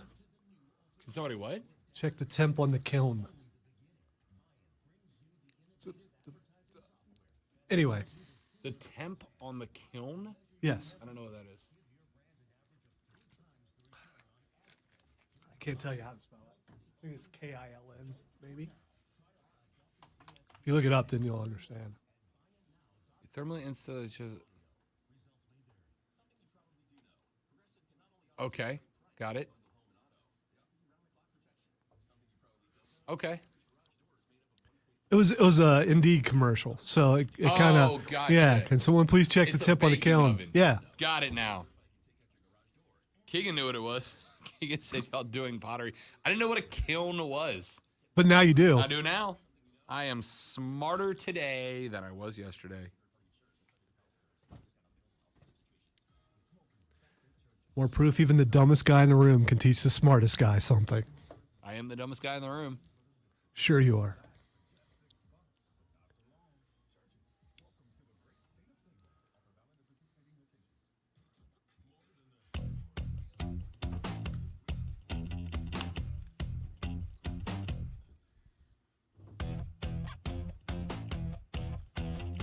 Wrapping up hour number 2 of the Rob Brown Show. It's Rob, Lonzo, and you. A couple of texts that have come in. Texas says Charlotte had a bad history with draft and trades. They drafted Kobe Bryant and got Vlade Divac. First off, don't you slander Vlade. Vlade was a dude for a while. He had a pretty good Vlade. career. Was Yeah. a champion, I think, wasn't he? Yeah. Not with Charlotte, but No, still. But still a stud. I loved Vlade Divac. Vlade was the best passing big man of all time. Vlade Divac could throw at 7'1", assist that John Stockton would have been jealous of. He is one of 7 players, 7 players in NBA history with 13,000 points, 9,000 rebounds, 3,000 assists, and 1,500 block shots. You know who else is in that club? Kareem the Dream, Tim Duncan, the greatest 4 to ever play, Shaquille O'Neal, Kevin Garnett, Paul Gasol, and Akeem Olajuwon. That's it. That's the list. That's pretty good company. Yeah, there's some really good names in there. Yeah. Pretty good company. Vlade was a stud, my dude. He was a stud. Divac traded in 1996 to the Hornets for the draft rights to Kobe. After initially considering retirement upon being traded to the Hornets. Oh, that stings. Divac developed a relationship with then head coach Dave Cowens and flourished in Charlotte's system. Let's see. Alongside Glenn Rice, Anthony Mason, and Muggsy Bogues, Divac helped the Hornets franchise to a record 54 regular season wins that year. In the postseason, he averaged 18, 8.7 boards, and a pair of blocks per game in a first-round loss to the Knicks. So there you go. Then he got traded to Sacramento. Nope, he was a free agent signed by Sacramento, and that's where we know him from. He was great with them. And then he returned to the Lakers in 03-04, played alongside a roster that had, let's see, Shaq was gone at that point. Peyton was gone at that point. Malone, Fisher, all those guys were gone at that point, right? It was effectively Vlade and Kobe at that point. Vlade Divac was a dude. That's one of those rabbit holes you don't expect to go down, but Vlade was amazing. Fan, speaking of hot dogs, Rob, have you ever had a bird dog? I have not, but a bird dog, I believe, is just a hot dog but made with fried chicken, right? Or like a chicken tender? Isn't that what it is? A bird dog, let's see. It's not really a hot dog if there is no Frankfurter. Chicken fingers, bacon, cheese, and honey mustard in a bun. Sounds like a chicken sandwich. It's a chicken tender sandwich. It sounds awesome, though. Yeah, it sounds delicious. I have not had one, but I should. Texter says, Eli Manning is a San Diego Chargers legend. How dare you? Good text. I like it. Fans, aren't you the guys trying to impress 20-year-old dudes? All right. All right. That's out of context, and you know it, Texter. Stop. Our demographic is, much larger than that. Yes. Demo gods! Texter says, if it's a store for poor people like Lonzo says, it's hoopty cheese. All right, call it what you want. I kind of want to try it now. The very next texter says, I feel like Lonzo's store is about to change my life forever. I got to tell you, some of the best, to this day, if I am traveling, Zoe, like if I'm driving, if I can, if I'm not on a time crunch, I always go back roads, right? If I can take back highways instead of the interstate, I do. Because you come across some of the coolest little cities and towns in America that way. And I will tell you this, lessons that I have learned in traveling. The best food in America comes from little shacks attached to gas stations in the middle of nowhere. Yeah, and movies like Texas Chainsaw start at places like that. I mean, if you are willing to pass up on some of the best food you've ever had in your life because you're afraid of a fictional monster, that's on you, buddy. That was based on a true story, by the way. All right, well, like one guy got Texas Chainsaw massacred. I, on the other hand, have had some of the best barbecue in my life from an old dilapidated wooden shack that's attached to the back of like a quickie stop gas station in backwoods ass Shelby, Alabama or whatever. I'm telling you, dude.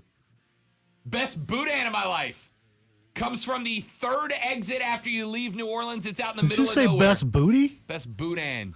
Boudin sausage, buddy. Okay, I don't know what that is. So no, it turns out I'm not trolling backwoods gas stations for booty, Lonzo. Boudin. I haven't brought you boudin yet, have I? You haven't brought me anything, Rob. That's not true. I brought you king cake. You did. Which was the best thing I could have brought you. You're right. I do have to tell you, Mom was here last weekend. She did make red beans and rice. She did leave me some to bring to you. I did not do that.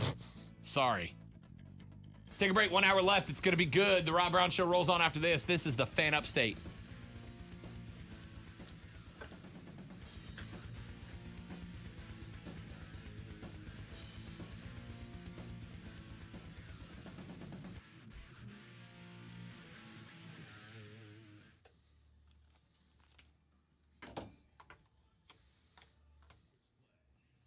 Boudin sounds like something Bobby Boucher would say.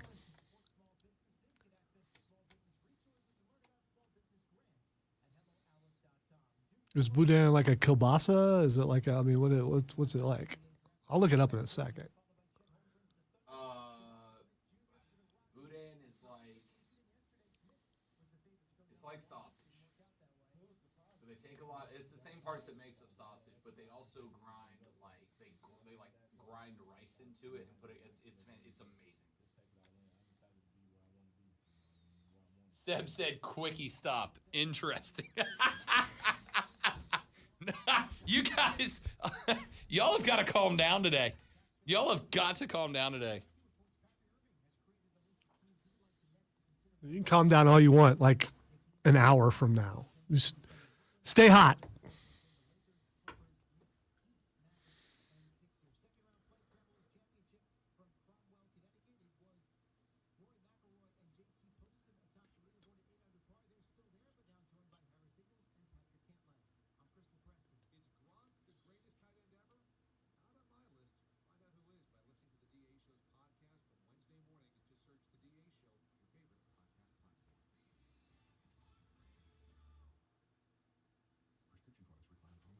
gonna be good.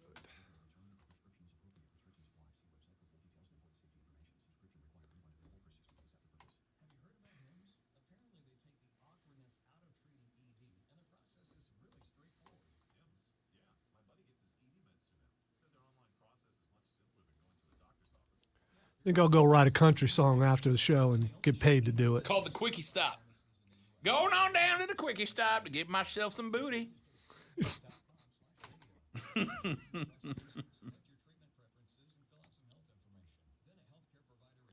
That's exactly how I think all country songs Going sound. on So. down to the Quickie Stop to get myself some booty. Found myself a little girl missing 3 teeth, but still a cutie. I would have went pretty, but still, cutie works. I had to rhyme it with booty. I think, well, you know. Lyrics are all about enunciation. It doesn't have to really rhyme. Used to be a promo about that.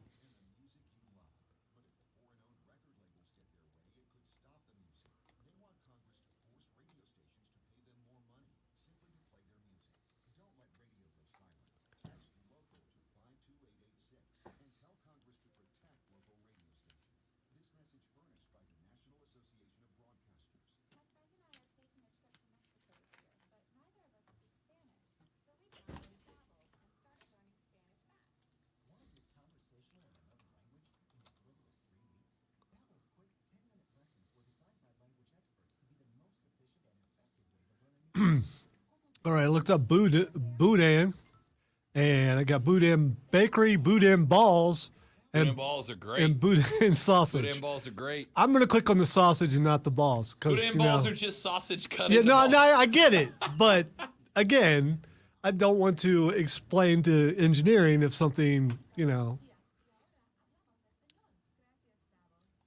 Apparently, A pork and rice Cajun sausage, so it's got some kick to it. oh yeah. I mean, you don't have to, but you should. So this is pretty fun. Internet Sleuth just found out that Johnny Gargano is going to be in Chicago this weekend. Really? Uh-huh. And Gargano just tweeted, I promise you this is ridiculously coincidental. It's been booked for months. I'll only be in Chicago for like 8 hours. So people are like, oh. And he's like, dude, I was already going. Like, no. In my head, we're getting Johnny Gargano. I coming out of heard. the I was listening to a door. podcast yesterday, and it was speculation. It was either Gargano or Cesaro. Both technical wrestlers. I still think it's going to be Omega. One of the things that popped up when I was searching is Boudin sausage near me. Apparently, you can buy Boudin at Whole Foods, which is like right over there, or supposedly at Walmart. You can. You can buy. In fact, not only can you, but they got pretty good. You know what? I will. Pinky promise. Sure you will. But here's the problem with Boudin. It is better hot, right? Of course. There's a stove downstairs, right? Yes. there I is. will bring us some Boudin and I will make it right before we go on the air so it's hot. Okay.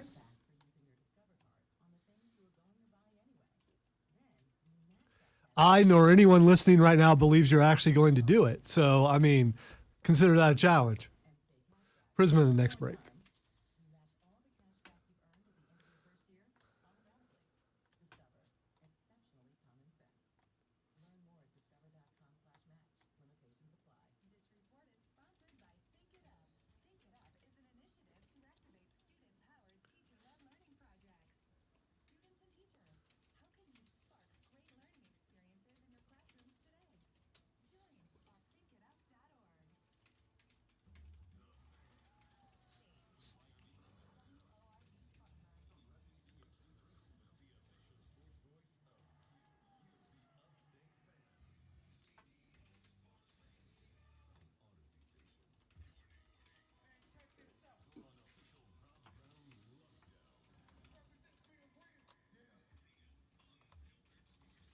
I almost spelled it Arch Manning.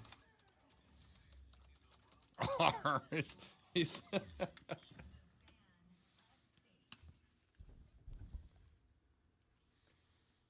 the third, the final, the best, the money hour of the Rob Brown Show goes now. This is the Fan Upstate. Welcome back, my friends, to the show that eventually ends, actually, in 53 minutes and 25 seconds from now. We'll be done. But between now and then, greatness. Absolute greatness. Gave you some thoughts earlier on Charlotte's draft. I thought it was a good one. I like both picks. I like the trade. I think that Detroit in 2 years is not going to be dramatically better.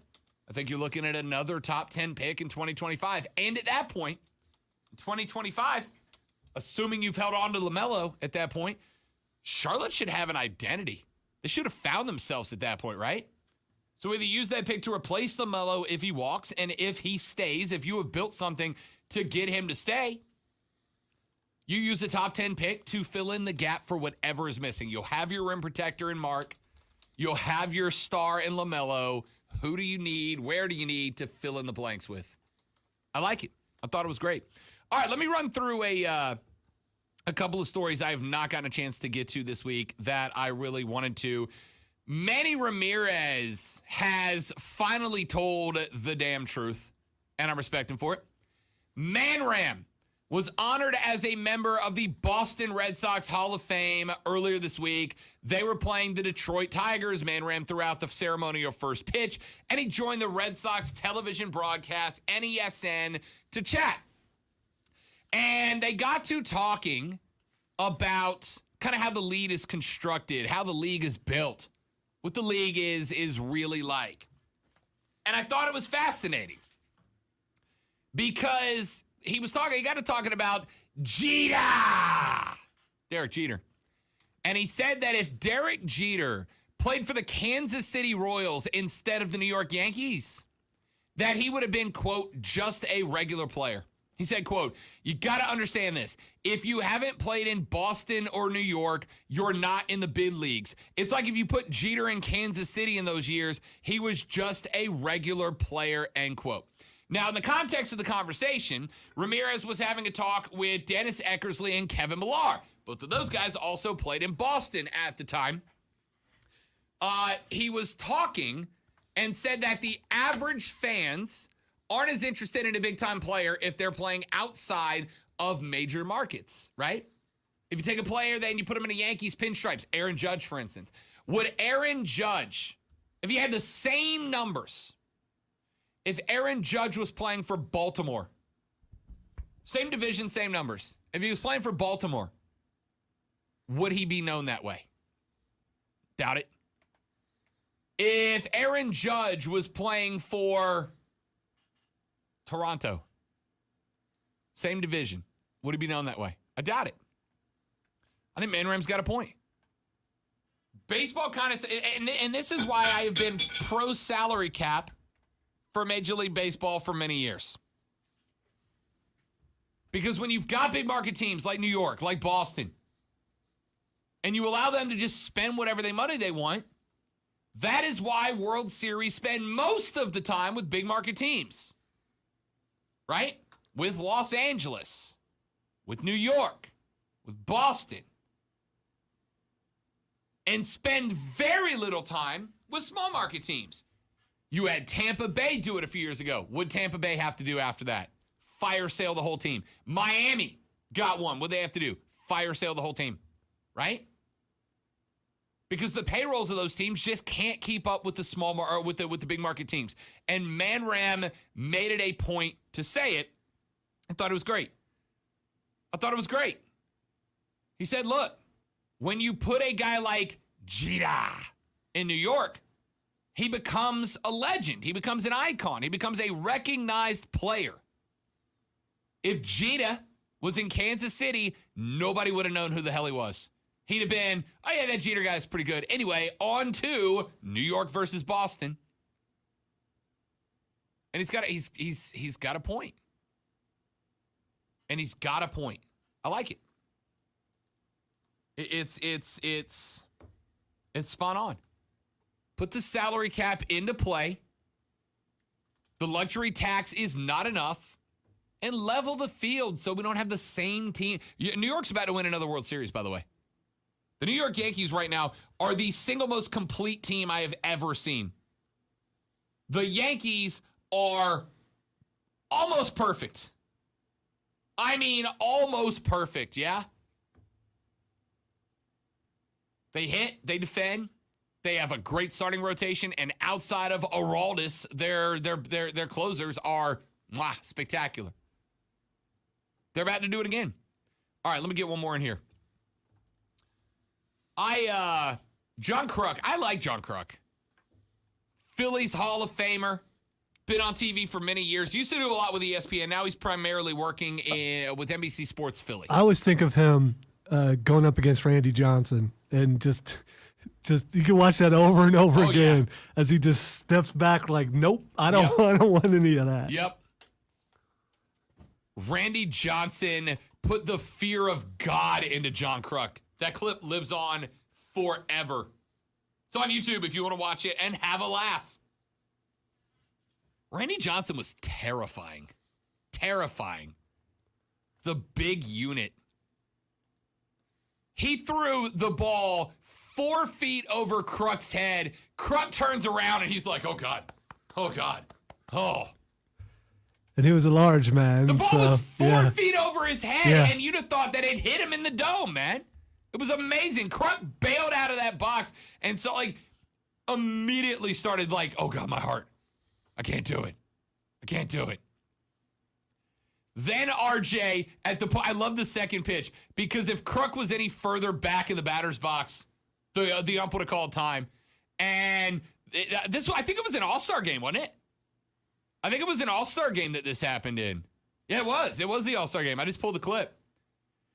After he threw it 4 feet over Kruk's head and Kruk bailed out, RJ went 3 straight heaters, mustard, straight down the pipe. Kruk's because he would not come near the plate after that. And for the record, I do not blame him. I'm guessing you don't really get made fun of that when you head back. I mean, people are like, yeah, I get it. Oh, yeah. Because if RJ comes at you and he connects, remember what happened to that pigeon? Imagine that ball hitting you in the dome. It's a shame birds aren't real. That one looked pretty real when it exploded. It did. All right, anyway. John Kruk's working in Philly now, and he has a new media crusade that he's on. He is now defending the honor of Philadelphia sports fans. Here's why. Alec Boehm, about a month ago. Alec Boehm, who did not touch the dish, by the way.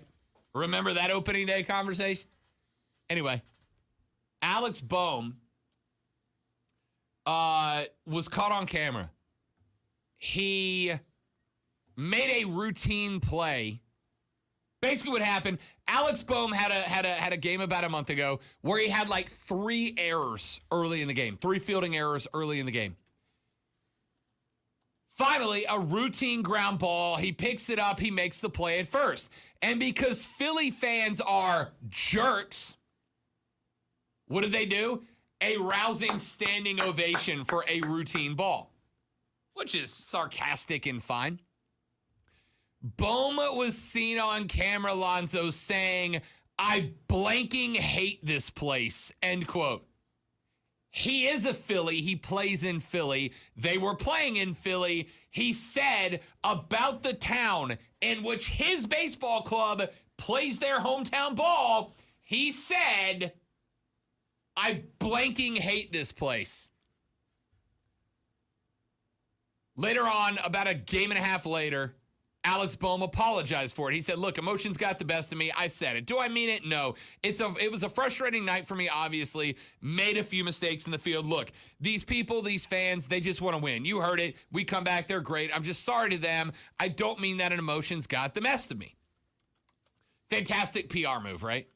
Come out, apologize, compliment the offended party, move on. Well, Alex Boehm, after he made that apology, stepped up to the dish in Philly and got a full wholesale standing ovation from Phillies fans. And John Kruk is all up in his feels that Philly fans have the reputation of being buttholes. Kruk said, quote, the bad thing is that the national media was praying that they booed his ass. Praying. And that's what I hate about some of these people. They don't get it. If you haven't worked here, if you haven't played here, or if you haven't spent any time here, shut the hell up about here. It just really chaps my A when these people come in maybe 2 times a year and start talking about the fans. Shut up. Just shut up. All right, cool. I can play, John Kruk. I haven't played there, but I've spent time in Philly. I've been to Philly a few times. I've been to games at Philly. I've been to events in Philly. I've covered college football in Philly. I've been to MLB games. I've done Philly. Do you understand your city takes pride in using the city of brotherly love very ironically? Right? Like in New York, Lonzo, you've talked to people from New York. New York kind of takes pride in people who live in New York being short-tempered, impatient, and a little rude, right? But when I talk to people from New York, and I'm like, hey, why is it people from New York are such jerks? And they're like, hey, it's just kind of how we are, huh? Right? Like, it's all right. Like, Southern people have charm. We're a little rude. Nobody means it. Now, hey, I'm walking in. Nobody means it. That's just kind of how it. People from Philly are jerks, and they are proud of it. John, your fans are known as a place where even Santa Claus gets physically assaulted, my dude. Your house is known for the place that we all thought we watched Michael Irvin? A wide receiver, we thought he died, and your fans were cheering for it. Don't be a jackass and then get offended when people call you a jackass. Well, if you've never been here. Dude, Philly sports are on TV all the time. We know we can see you, right? We know we can watch the games. We don't have to be there physically to watch Philly fans be terrible people, right? Saints win the Super Bowl about 2 years later. Eagles at Saints in New Orleans. I went for that game. First off, Lonzo, I've never wanted to pop a tire as much in my life. The Eagles fans brought down this big-ass RV. Green with all the Eagles players down the side, and down the side were the Eagles wings. In fairness, it looked kind of rad. Just say, what's wrong with that? That sounds pretty cool. That sounds awesome. Until, Lonzo, there's a circle around the Superdome, right? There's 4 streets. It's a square, and you can just drive that circle before a gate. This RV drove that block, Lonzo, for 6 hours before kickoff of this game. It was like a 2:30 Central Time game, or 3:30 Central Time game. This bus, because I go tailgate, my family's got season tickets, we'd tailgate. This bus drove the square around the Superdome for 6 hours with loudspeakers hanging out of the windows playing the Rocky theme and only the Rocky theme for 6 hours. This RV drove in a circle.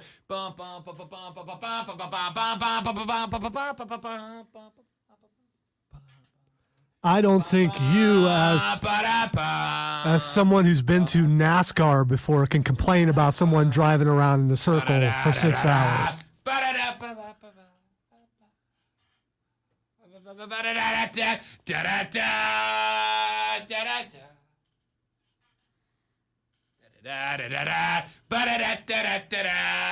Six hours. They're 6 hours. They're driving pretty quick to hit that, Short circle. Okay. You get the point. I don't think I could ever get tired of the Rocky theme. Philly fans then will show up at your tailgate. But if you were a Philly fan, wouldn't you have been down for that? Wouldn't you be like, yeah, every time they went around? Yeah. Okay. All right. But then don't get mad when people are like, hey, you're kind of a jerk.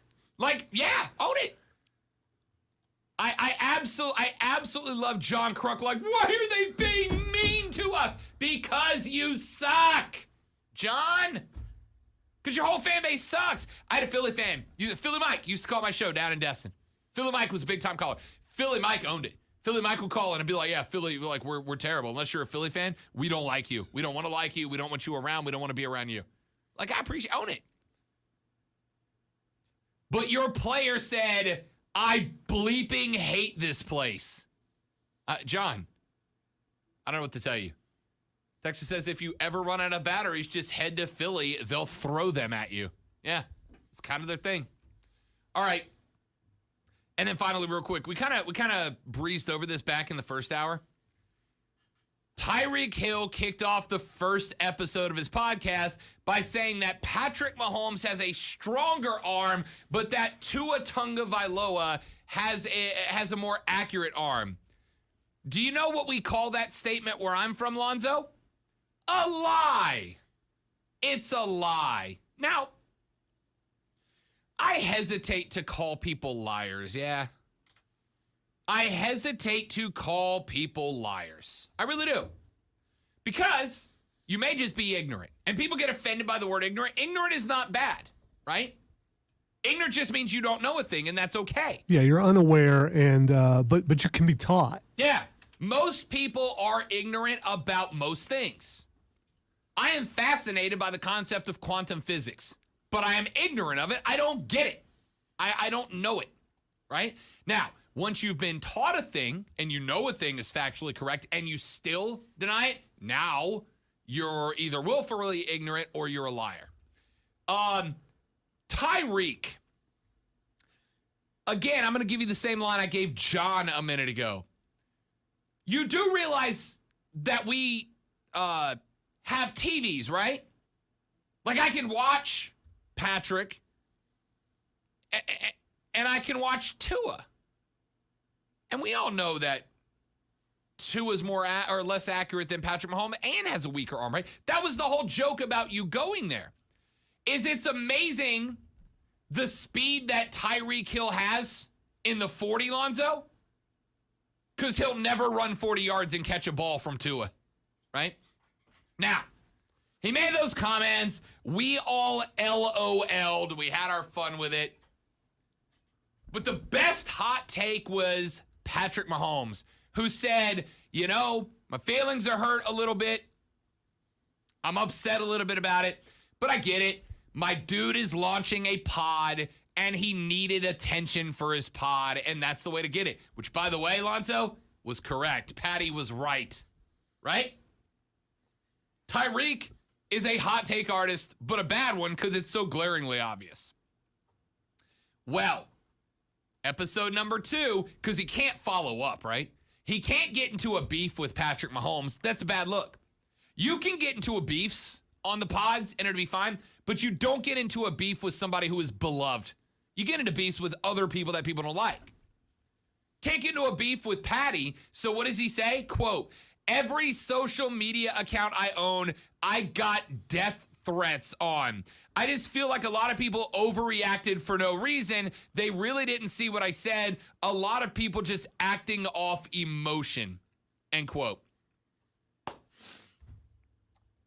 Tyreek, hear me out on this, big dog. Let me jump into this with you. You need to be more vague in your troll game, right? You got to be more vague in your troll game, and here's why. Number one, I'm not saying you didn't get death threats. But if you have 500,000 followers and 2 people send you a message that say, I'm going to kick your ass, you are not getting threatened. Yeah, that's not a death threat. So if there were actual death threats, have those people been arrested? Because you can find out who sent those. Yeah. Have you acted on them? Because if not, I'm not really worried about it. But I don't believe it happened. Okay? I don't believe it happened. He said, second, I just feel like a lot of people overreacted for no reason. They really didn't just see what I said. See, I know what you're doing here too, Reek. What you're doing here is twofold. Number one, you're insulting people who said you're wrong. We didn't overreact. We just said that's a bad take, and it's a dumb take. It's a dumb take. Nobody agrees with that. We didn't overreact. We just said you're wrong. There are a lot of people out there who, Lonzo, they get their emotions really, really hurt when you tell them that they are wrong. When you tell somebody they're wrong, there's a lot of people who do not know how to take it. No, I'm right and I'm special. No, you're wrong. You're just wrong. And it's okay to be wrong. It happens to literally everybody. You're wrong. But I know what you're trying to do here. Because the next direction you go in is say, they really didn't see what I said. Well, first off, they're not overreacting. And second off, I know what you're doing here. Do you know what he's doing here? He's trying to get you to go download his podcast, right? You took it out of context. Well, then tell us the context. But you don't want to tell us the context. You want us to go download your podcast. Now, I'm kind of singling Reek out here because Reek is the newest member to these ranks. Tyreek's the newest guy in the Hot Take Express ranks of let me say outlandish stuff and then try to sell it. Tyreek's comments weren't taken out of context. We quoted them. What Tyreek did was say something dumb, double down, and now he's trying to get you to go download the pod and listen to it again. That's all. Because at the end of the day, Lonzo, what matters more? What you and I say on the radio or how many people listen to it? So how many people listen to it?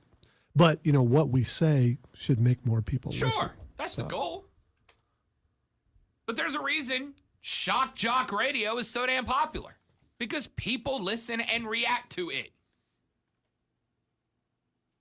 Reek had one goal here.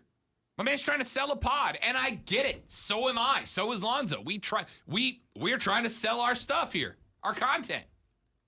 I just prefer to be genuine in doing mine. It's more fun. I hope it picks up. Reek's trying to sell a pod. So my dude's like, hey, look. You took it out of context. Go listen to it on the pod. Right? No, I'm not downloading. You're not getting my click. You're not getting it. All right, let me take a break. We'll come back here in just a minute from right now. I've got a few more stories I want to get into.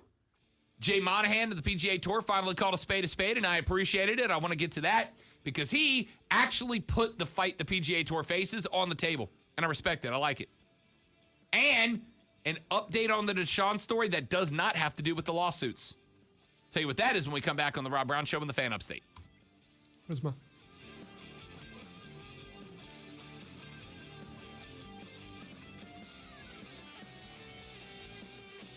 Tell you about my friends at Prisma Health, ladies and gentlemen, the official healthcare provider of the Gamecocks and the Tigers. Matter of fact,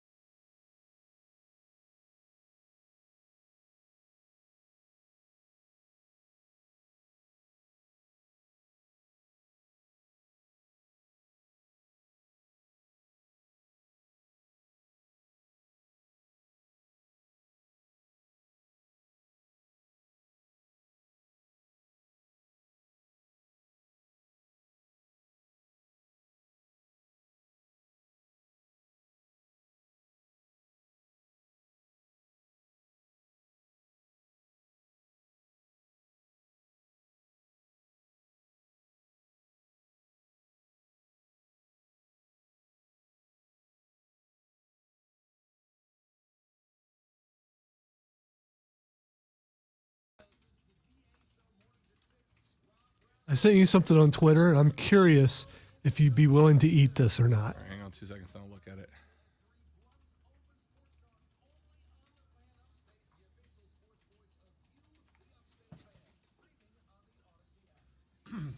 And I know you don't care for the person who's doing it, but it's not about that. It's about Damn the, you, Jake Paul. It's about the food itself.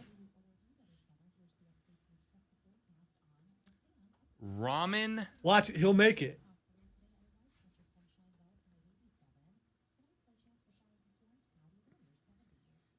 I mean, I still make stuff out of ramen. Dude, okay, little marinara. It's interesting. What is that? It's like squeezy cheese? I think it's squeezed cheese of some kind, yeah. Might be hoop cheese. Who knows?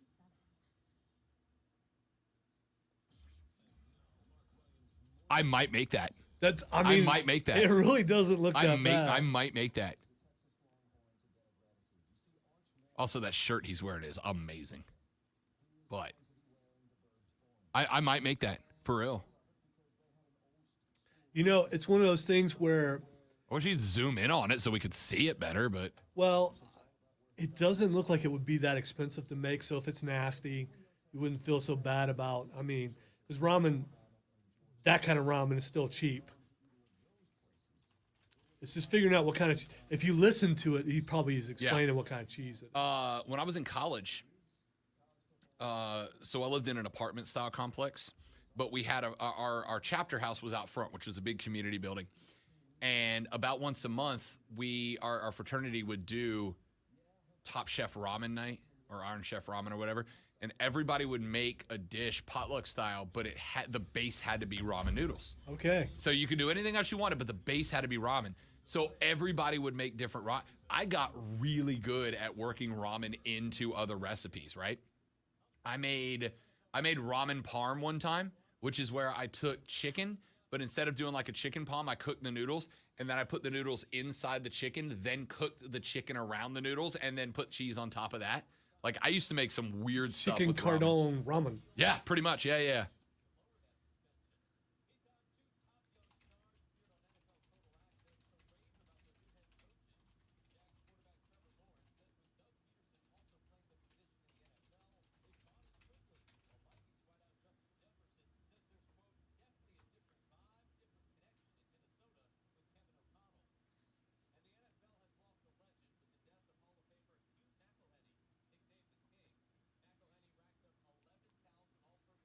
Yo, dude, that's awesome.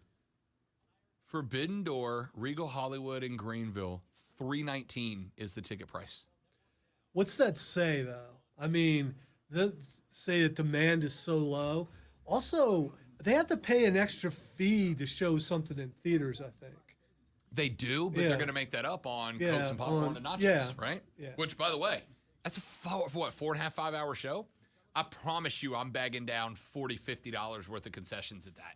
Well, And if it's, unless a theater that sells beer, I'm bagging $100 down that night. unless you buy the kind of popcorn that you can refill. I mean, you know. Yeah. Which is the one you want to do for something like that. But I'm even still, I mean, that's $22 a popcorn now or whatever it is, you know?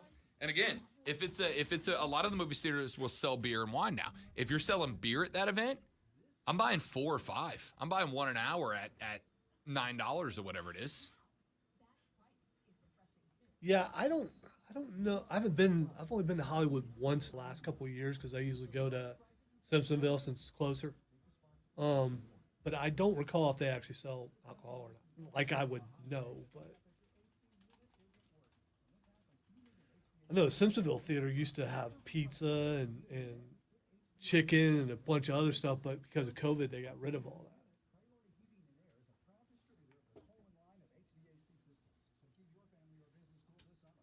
What if it's playing at both places?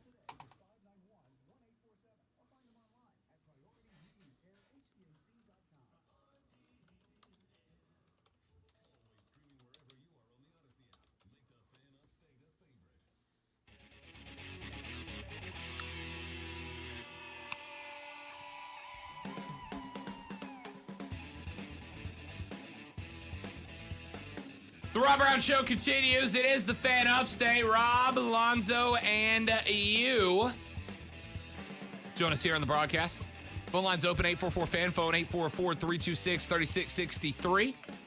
You can also text us on the Preferred Home Services text line, 71307, 71307. Couple stories I want to knock on the door of before we get out of here. Start with this one. According to Mike Florio, Pro Football Talk, he reported that last week there was a negotiation between Watson's team, the NFL Players Association, and the NFL regarding the discipline that Deshaun Watson might possibly face. With Watson settling 20 of the 24 cases pending against him, there was the foundation for a settlement between the league, the union, and Watson. And according to Josina Anderson of CBS Sports, those negotiations did indeed occur. Watson's team, the NFLPA, and the National Football League all sat their reps together and talked about what negotiated discipline Deshaun might face. Now, this is not unprecedented. Ordinarily, the way it works is this. The player, the PA, who helps represent him, and the league sit down, and they say, all right, here's what we'd like to do for discipline. The player says, here's what I would like to happen on my end. They negotiate. And if they get to the point where the player and the league agree on an appropriate discipline for whatever player is in question, if they get to that point where they hit a negotiation, then the player accepts it, and he turns away his right to appeal that discipline, right? Like, if you accept this negotiation, you cannot come back later and appeal it. You got to live with it. Well, according to Anderson, those negotiations apparently started and then fell apart completely midway through. Josina said, I'm told there has been recent attempts by the NFL, the NFLPA, and Deshaun Watson's advisors to negotiate a discipline settlement. However, talks involving a potential number of games missed, quote, fell apart, end quote, not being on the same page. As of now, process moves forward per league sources. So they got to be wanting more games than what we're being told, like 2 years maybe or something. My thought is this. The league wants between 1 and 2 years. Now, I'm not going to go seasons because Josina specifically said, quote, potential number of games missed. That means to me the NFL has a number. 17 would be my thought. Possibility, 24, right? 2 seasons. But my bet is 17 games missed. You will sit out a regular season. If the Browns make the playoffs, I don't know if he would be reinstated. I doubt the Browns would bring him back for a playoff run without having played it all in the regular season, but you get the point. So my thought is, based on this, the league has a number. 17 or 24 is my guess. 1 or 2 full seasons, but they count it out as number of games. But the reason this would have fallen apart,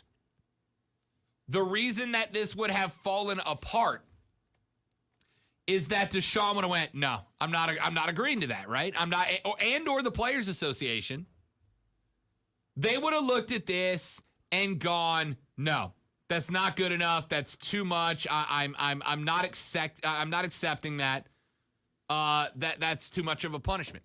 That's what I believed happened here. Now, I see people on social media asking, why is Deshaun allowed to negotiate his punishment? This is, from what I understand, relatively standard, right?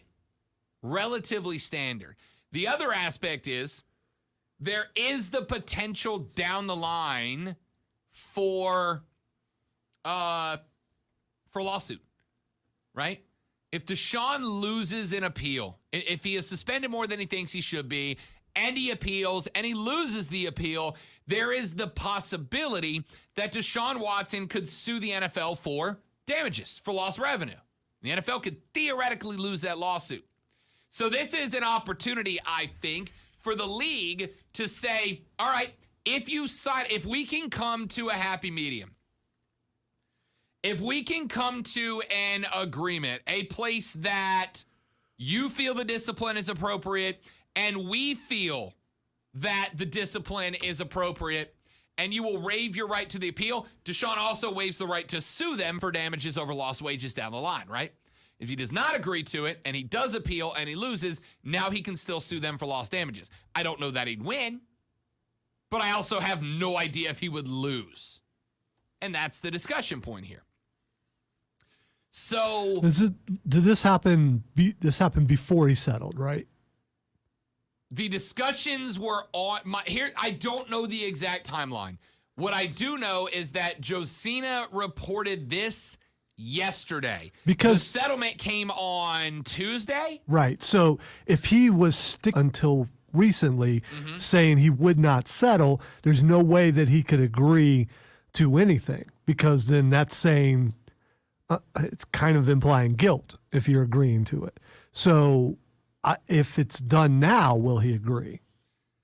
So it's interesting, right? Because we talked about the settlement, and the way I describe a settlement is this: a settlement is not an acknowledgement of guilt or innocence, right? Now, in the court of public opinion, everybody's going to see it their own way. If you're pro Deshaun, you're going to see it as these women took this money so that they didn't have to face the full trial. And if you're pro the women, you could say Deshaun paid them off because he knows he's guilty and he doesn't want to see the light of day. But if you're the NFL, this is just as much about PR as it is anything. Yeah, well, the violation of the player conduct policy and enforcing that is absolutely about PR. It is about do not tarnish the shield. We got Dan Snyder. We do a good enough job of that on our own. We don't need players helping to tarnish the shield. We'll take care of that, right? So yeah, it is a PR thing. And that's where a lot of this comes from. So now the league said, all right, Deshaun, you settled. You still got 4 to deal with, but let's sit down and let's talk about your discipline. And the gut reaction that I had to this was that the league asked for a big suspension. And considering Josina said number of games, they had a specific number they were looking at. My bet is 17. And Deshaun went, yo, hold up. I already sat a year. I'm not doing it another one. Or the league said 24 games, 2-year suspension, which has been brought up as a possibility. The league either said 17 and Deshaun said, I'm not sitting a whole nother year. I already did it. Or the league said 24, 2 years. And Deshaun said, nah, I can't miss 3 consecutive years and wouldn't agree to that. Now, my suspicion is 1 year, right? 1 year. Because I bet the league would go 24. Deshaun goes, no, but I'll take 17. And the league goes, okay, 1 full year suspension. We can work with that. So, but the year that he set out, that had nothing to do with the league. No, that was his choice. Right. So you can't try to use that as time served. You can't do that. The league cannot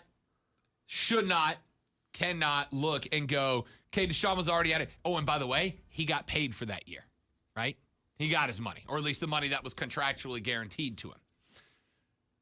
The league can't go, you already sat out a year, so we will not punish you another year. But if you're Deshaun, remember, every year you sit out is a year that you get worse at football. Deshaun's got to come back and justify a $250 million contract, right? So for him to set out another year and potentially a third, if you don't do a thing for 3 years competitively, you're not coming back the same guy. And not only 3 years, but when he comes back, he'd be almost 28 years old. Guys who play a game like Deshaun do not play that game past 30, 31, 32. You don't see a lot of scramble QBs that make it to 35 in the league. Plus, he's had a history of injuries, and as you get older, arthritis kind of sets Makes it in and worse. things like that. That's a fact. So whatever the NFL asked for, Deshaun said no. Whatever the NFL asked for, Deshaun said no. And it is likely going to go in front of that retired judge, a federal judge, who's going to hear this thing out. But just know that whatever it was that the NFL presented to Deshaun as a possibility, Deshaun said, nah, mate. Which means that there is about to be some drama, because it also means that Deshaun maintains his ability to appeal the punishment, which means it would go even deeper. This thing could still be going on, and I'm not talking about the suits. I'm talking about discussion about Deshaun's punishment from the league could be going on through fall camp, right up to week 1. We'll find out. All right, let's take our final break. When we come back, I got 1 or 2 more stories I want to run through. This Jay Monahan thing about the Live Tour, he finally called a spade a spade. We'll talk about what Jay said and why it matters, and then Twitter to wrap it up on the Friday edition of The Rob Brown Show. This is the Fan Upstate. In the restroom, kids. Be right back.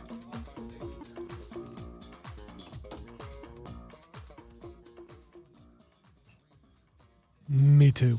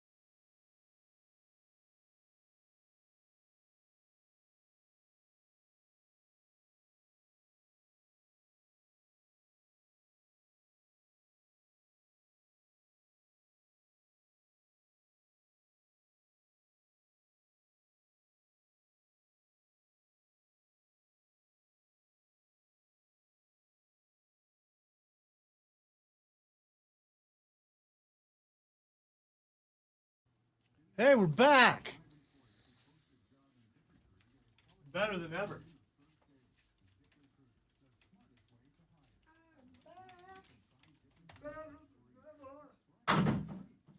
I'm nationwide. Oh, that with the little anger on that one. Yeah, And then you pull back. You should have stuck with the hatred. Too straight and then back. Let the hate flow through you. And by the way, you were doing ZZ Top and I was doing Eric Fisher's Oh, I know. theme song. And, you threw me off. So It's my fault. I'm sorry, Alonzo. See, That anger, one was not my fault. Anger don't work. I try to put some march onto it. That's why I can't shoot actual. I could throw stuff at people, but not. Well, I'm back. I'm nationwide.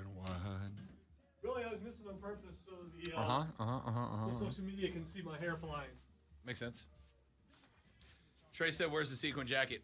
It is hanging off the door at the house because when I went to leave this morning, I was going to go out the back door. Then I took the dog out right before I left. And when I brought the dog in and I shut, because we got French doors, I hung on one, I took the dog out the other one. I brought the dog back in. Sounds fancy. And I went to leave. I did what I normally do, which is I lock that door and go out the side door so I can lock that because the girlfriend's still home when I leave. And I just left it hanging on the wrong door. But it will be here Monday. There's literally an alert on the calendar in my phone. We know you really pay attention to that, so. The phone alarm's the only thing I do pay attention Okay, to. all right. My phone every day at 12:01 p.m. goes, update your daily promo. Although, every day. And it's the only reason I remember I to was do it. told by someone close to me that they sent you a text or something, and he's like responded almost right away. And It so, does happen. And so it If just you makes send me me the makes me text- think that if you know. send me the text when I'm not doing something, I will immediately respond. Texter says on the Preferred Home Services text line at 71307. Let me scroll back to where he went. Let's see. Fan. Hey, Rob. Well, he said, hi, Rob. Which is so... Thank you for being polite to start. Not most people, they don't ask how I'm doing or say hello. They just demand I say... Okay. Texas says, hi, Rob. Listen every day while driving for Pods Moving and Storage. Nice job on earning the shout out there. Armada. Well done. Welcome to the Rob Brown Armada. Great to have you. I listen to the show every day while I'm driving for Pods Moving and Storage. Have you ever had a taco dog, a hot dog layered with taco cheese, then taco meat, ground beef with taco seasoning, topped with another layer of taco cheese? Have I? No. Will I? Oh, hell yeah. Absolutely. I think that might be better with sausage, but it sounds good though. I mean, I'm all in. You had me with hot dog layered with taco cheese. Now you're adding ground beef and more cheese? Are you kidding me? Yes. Yeah, I'm absolutely in. Absolutely in. Taco dog. By the way, we also I got like 6 taco tweets and cheeses, hot dog tweets and cheeses today. Chili on a hot dog is called a hot dog with chili. A chili dog is a bun with chili. No, it is not. That's a sloppy Joe. It's a sideways sloppy Joe. Yeah, and you're just misinformed, and as they say in the vernacular of this area, bless your heart. Bless your heart. Zoe, can you please do your country voice for the rest of the show? LMAO. Not this show. That's kind of funny. That's But- kind of funny. You never know where it might just show up. You never know when Zoe might pop up. Sorry, when Zoe might pop up, y'all. All right? All right? I'm just saying. I could be here all day. He You might, just don't even know. just be. Oh, man. I love it. I love it. All right, Zoe, anything we didn't get to we should bring up in the last 42 seconds of the show? Yeah, I need new headphones. Okay, there we go. It All works. right. You're good? Yeah. Perfect. I'm going to have to hit the Guitar Center tomorrow, I think. Not mad about that. Oh, Jay Monahan. Jay Monahan finally said it. I'm going to read you this. I might do a video of this over the weekend, but Jay Monahan was talking about the money of the Live Tour versus the PGA Tour, which he called a, quote, illogical thought. And he said that, quote, if this is an arms race and the only weapons here are dollar bills, the PGA Tour can't compete with a foreign monarchy that is spending billions of dollars in an attempt to buy the game of golf. We welcome good, healthy competition. The Live Tour is not that. It's an irrational threat. Good Lord, look at Jay cutting PGA Tour promos out here. You love to hear it. What an absolute line. Was it a Hogan voice or an Austin voice? We welcome good, healthy competition, brother. But the Live Golf Tour is not that. It's an irrational threat, brother. Now get a look at this 48-inch driver, brother. It's time for Twitter trending topics, brother.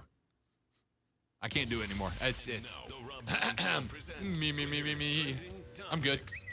You made me lose all. I had no idea where we were. I mean, because I was there. Hogan was there. I pictured him with the golf clubs. I don't blame you. It was amazing. Spot on impression. All right, the first thing that's trending is Herogasm. The Boys, season 3, right? Or season 2? Season 3, yeah.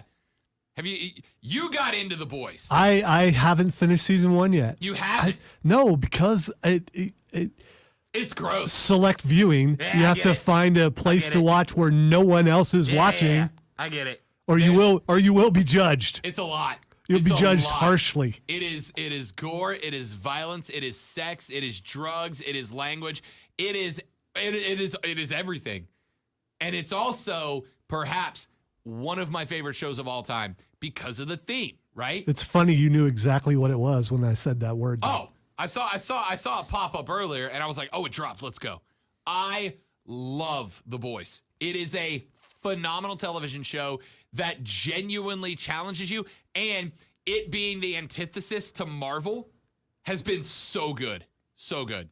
Well, I'm a Kripke fan. He puts good work together. All right, the next thing that's trending is Ric Flair. Ooh. I saw Ric Flair was trending earlier. I assume he's not dead. All right, so you know his final match is coming up, That's right. but he has no opponent. A recently released WWE star has stepped up and said they would like to be his opponent. All right, I got nobody. It was like she is the wife She. of someone who is mad at God. Lana? Yes, Lana versus Ric Flair. CJ Perry. Yes. CJ Perry. So Cody Decker, this is funny enough. Cody Decker, my Saturday show host on my nationally syndicated radio show. Cody is married to Jen Sturger. You remember Jen Sturger? Jen she got famous as an FSU cowgirl. She was the one that had the incident with Brett Favre that time. Well, she is friends with CJ Perry, aka Lana, and Cody's friends with Mira. And that is so cool. So I was talking with Cody off the air a while back, and he goes, "Yeah, dude." He goes, "If you're ever out in LA, hit me up, and if Lana and Miro out this way, I'll let you hang out with them." And I'm like, "Oh, yes, I am the Redeemer." Forbidden Door Sunday. We're a week and a couple of days away from Money in the Bank as well. We got a big week of wrestling coming up. That's it for us. Jim Rome takes you through the jungle next. Offsides with Mark Ryan, and You might be hearing from me later. you might just. Coming up at 3. Y'all have a great rest of your day. Enjoy your weekend. Do not drink and drive. I will punch you in the face. Remember to vote, people, when it's time. Have a great one. The Rob Brown Show's on the radio. This is the Fan Upstate. Later, brother. I heard your lost a finger, had to take snaps, lost a groin commercial this weekend, and I played it for Courtney, and she fell out of the chair laughing at the sound at the end of it. Like, so good. Stream, thanks for hanging out. You guys are amazing.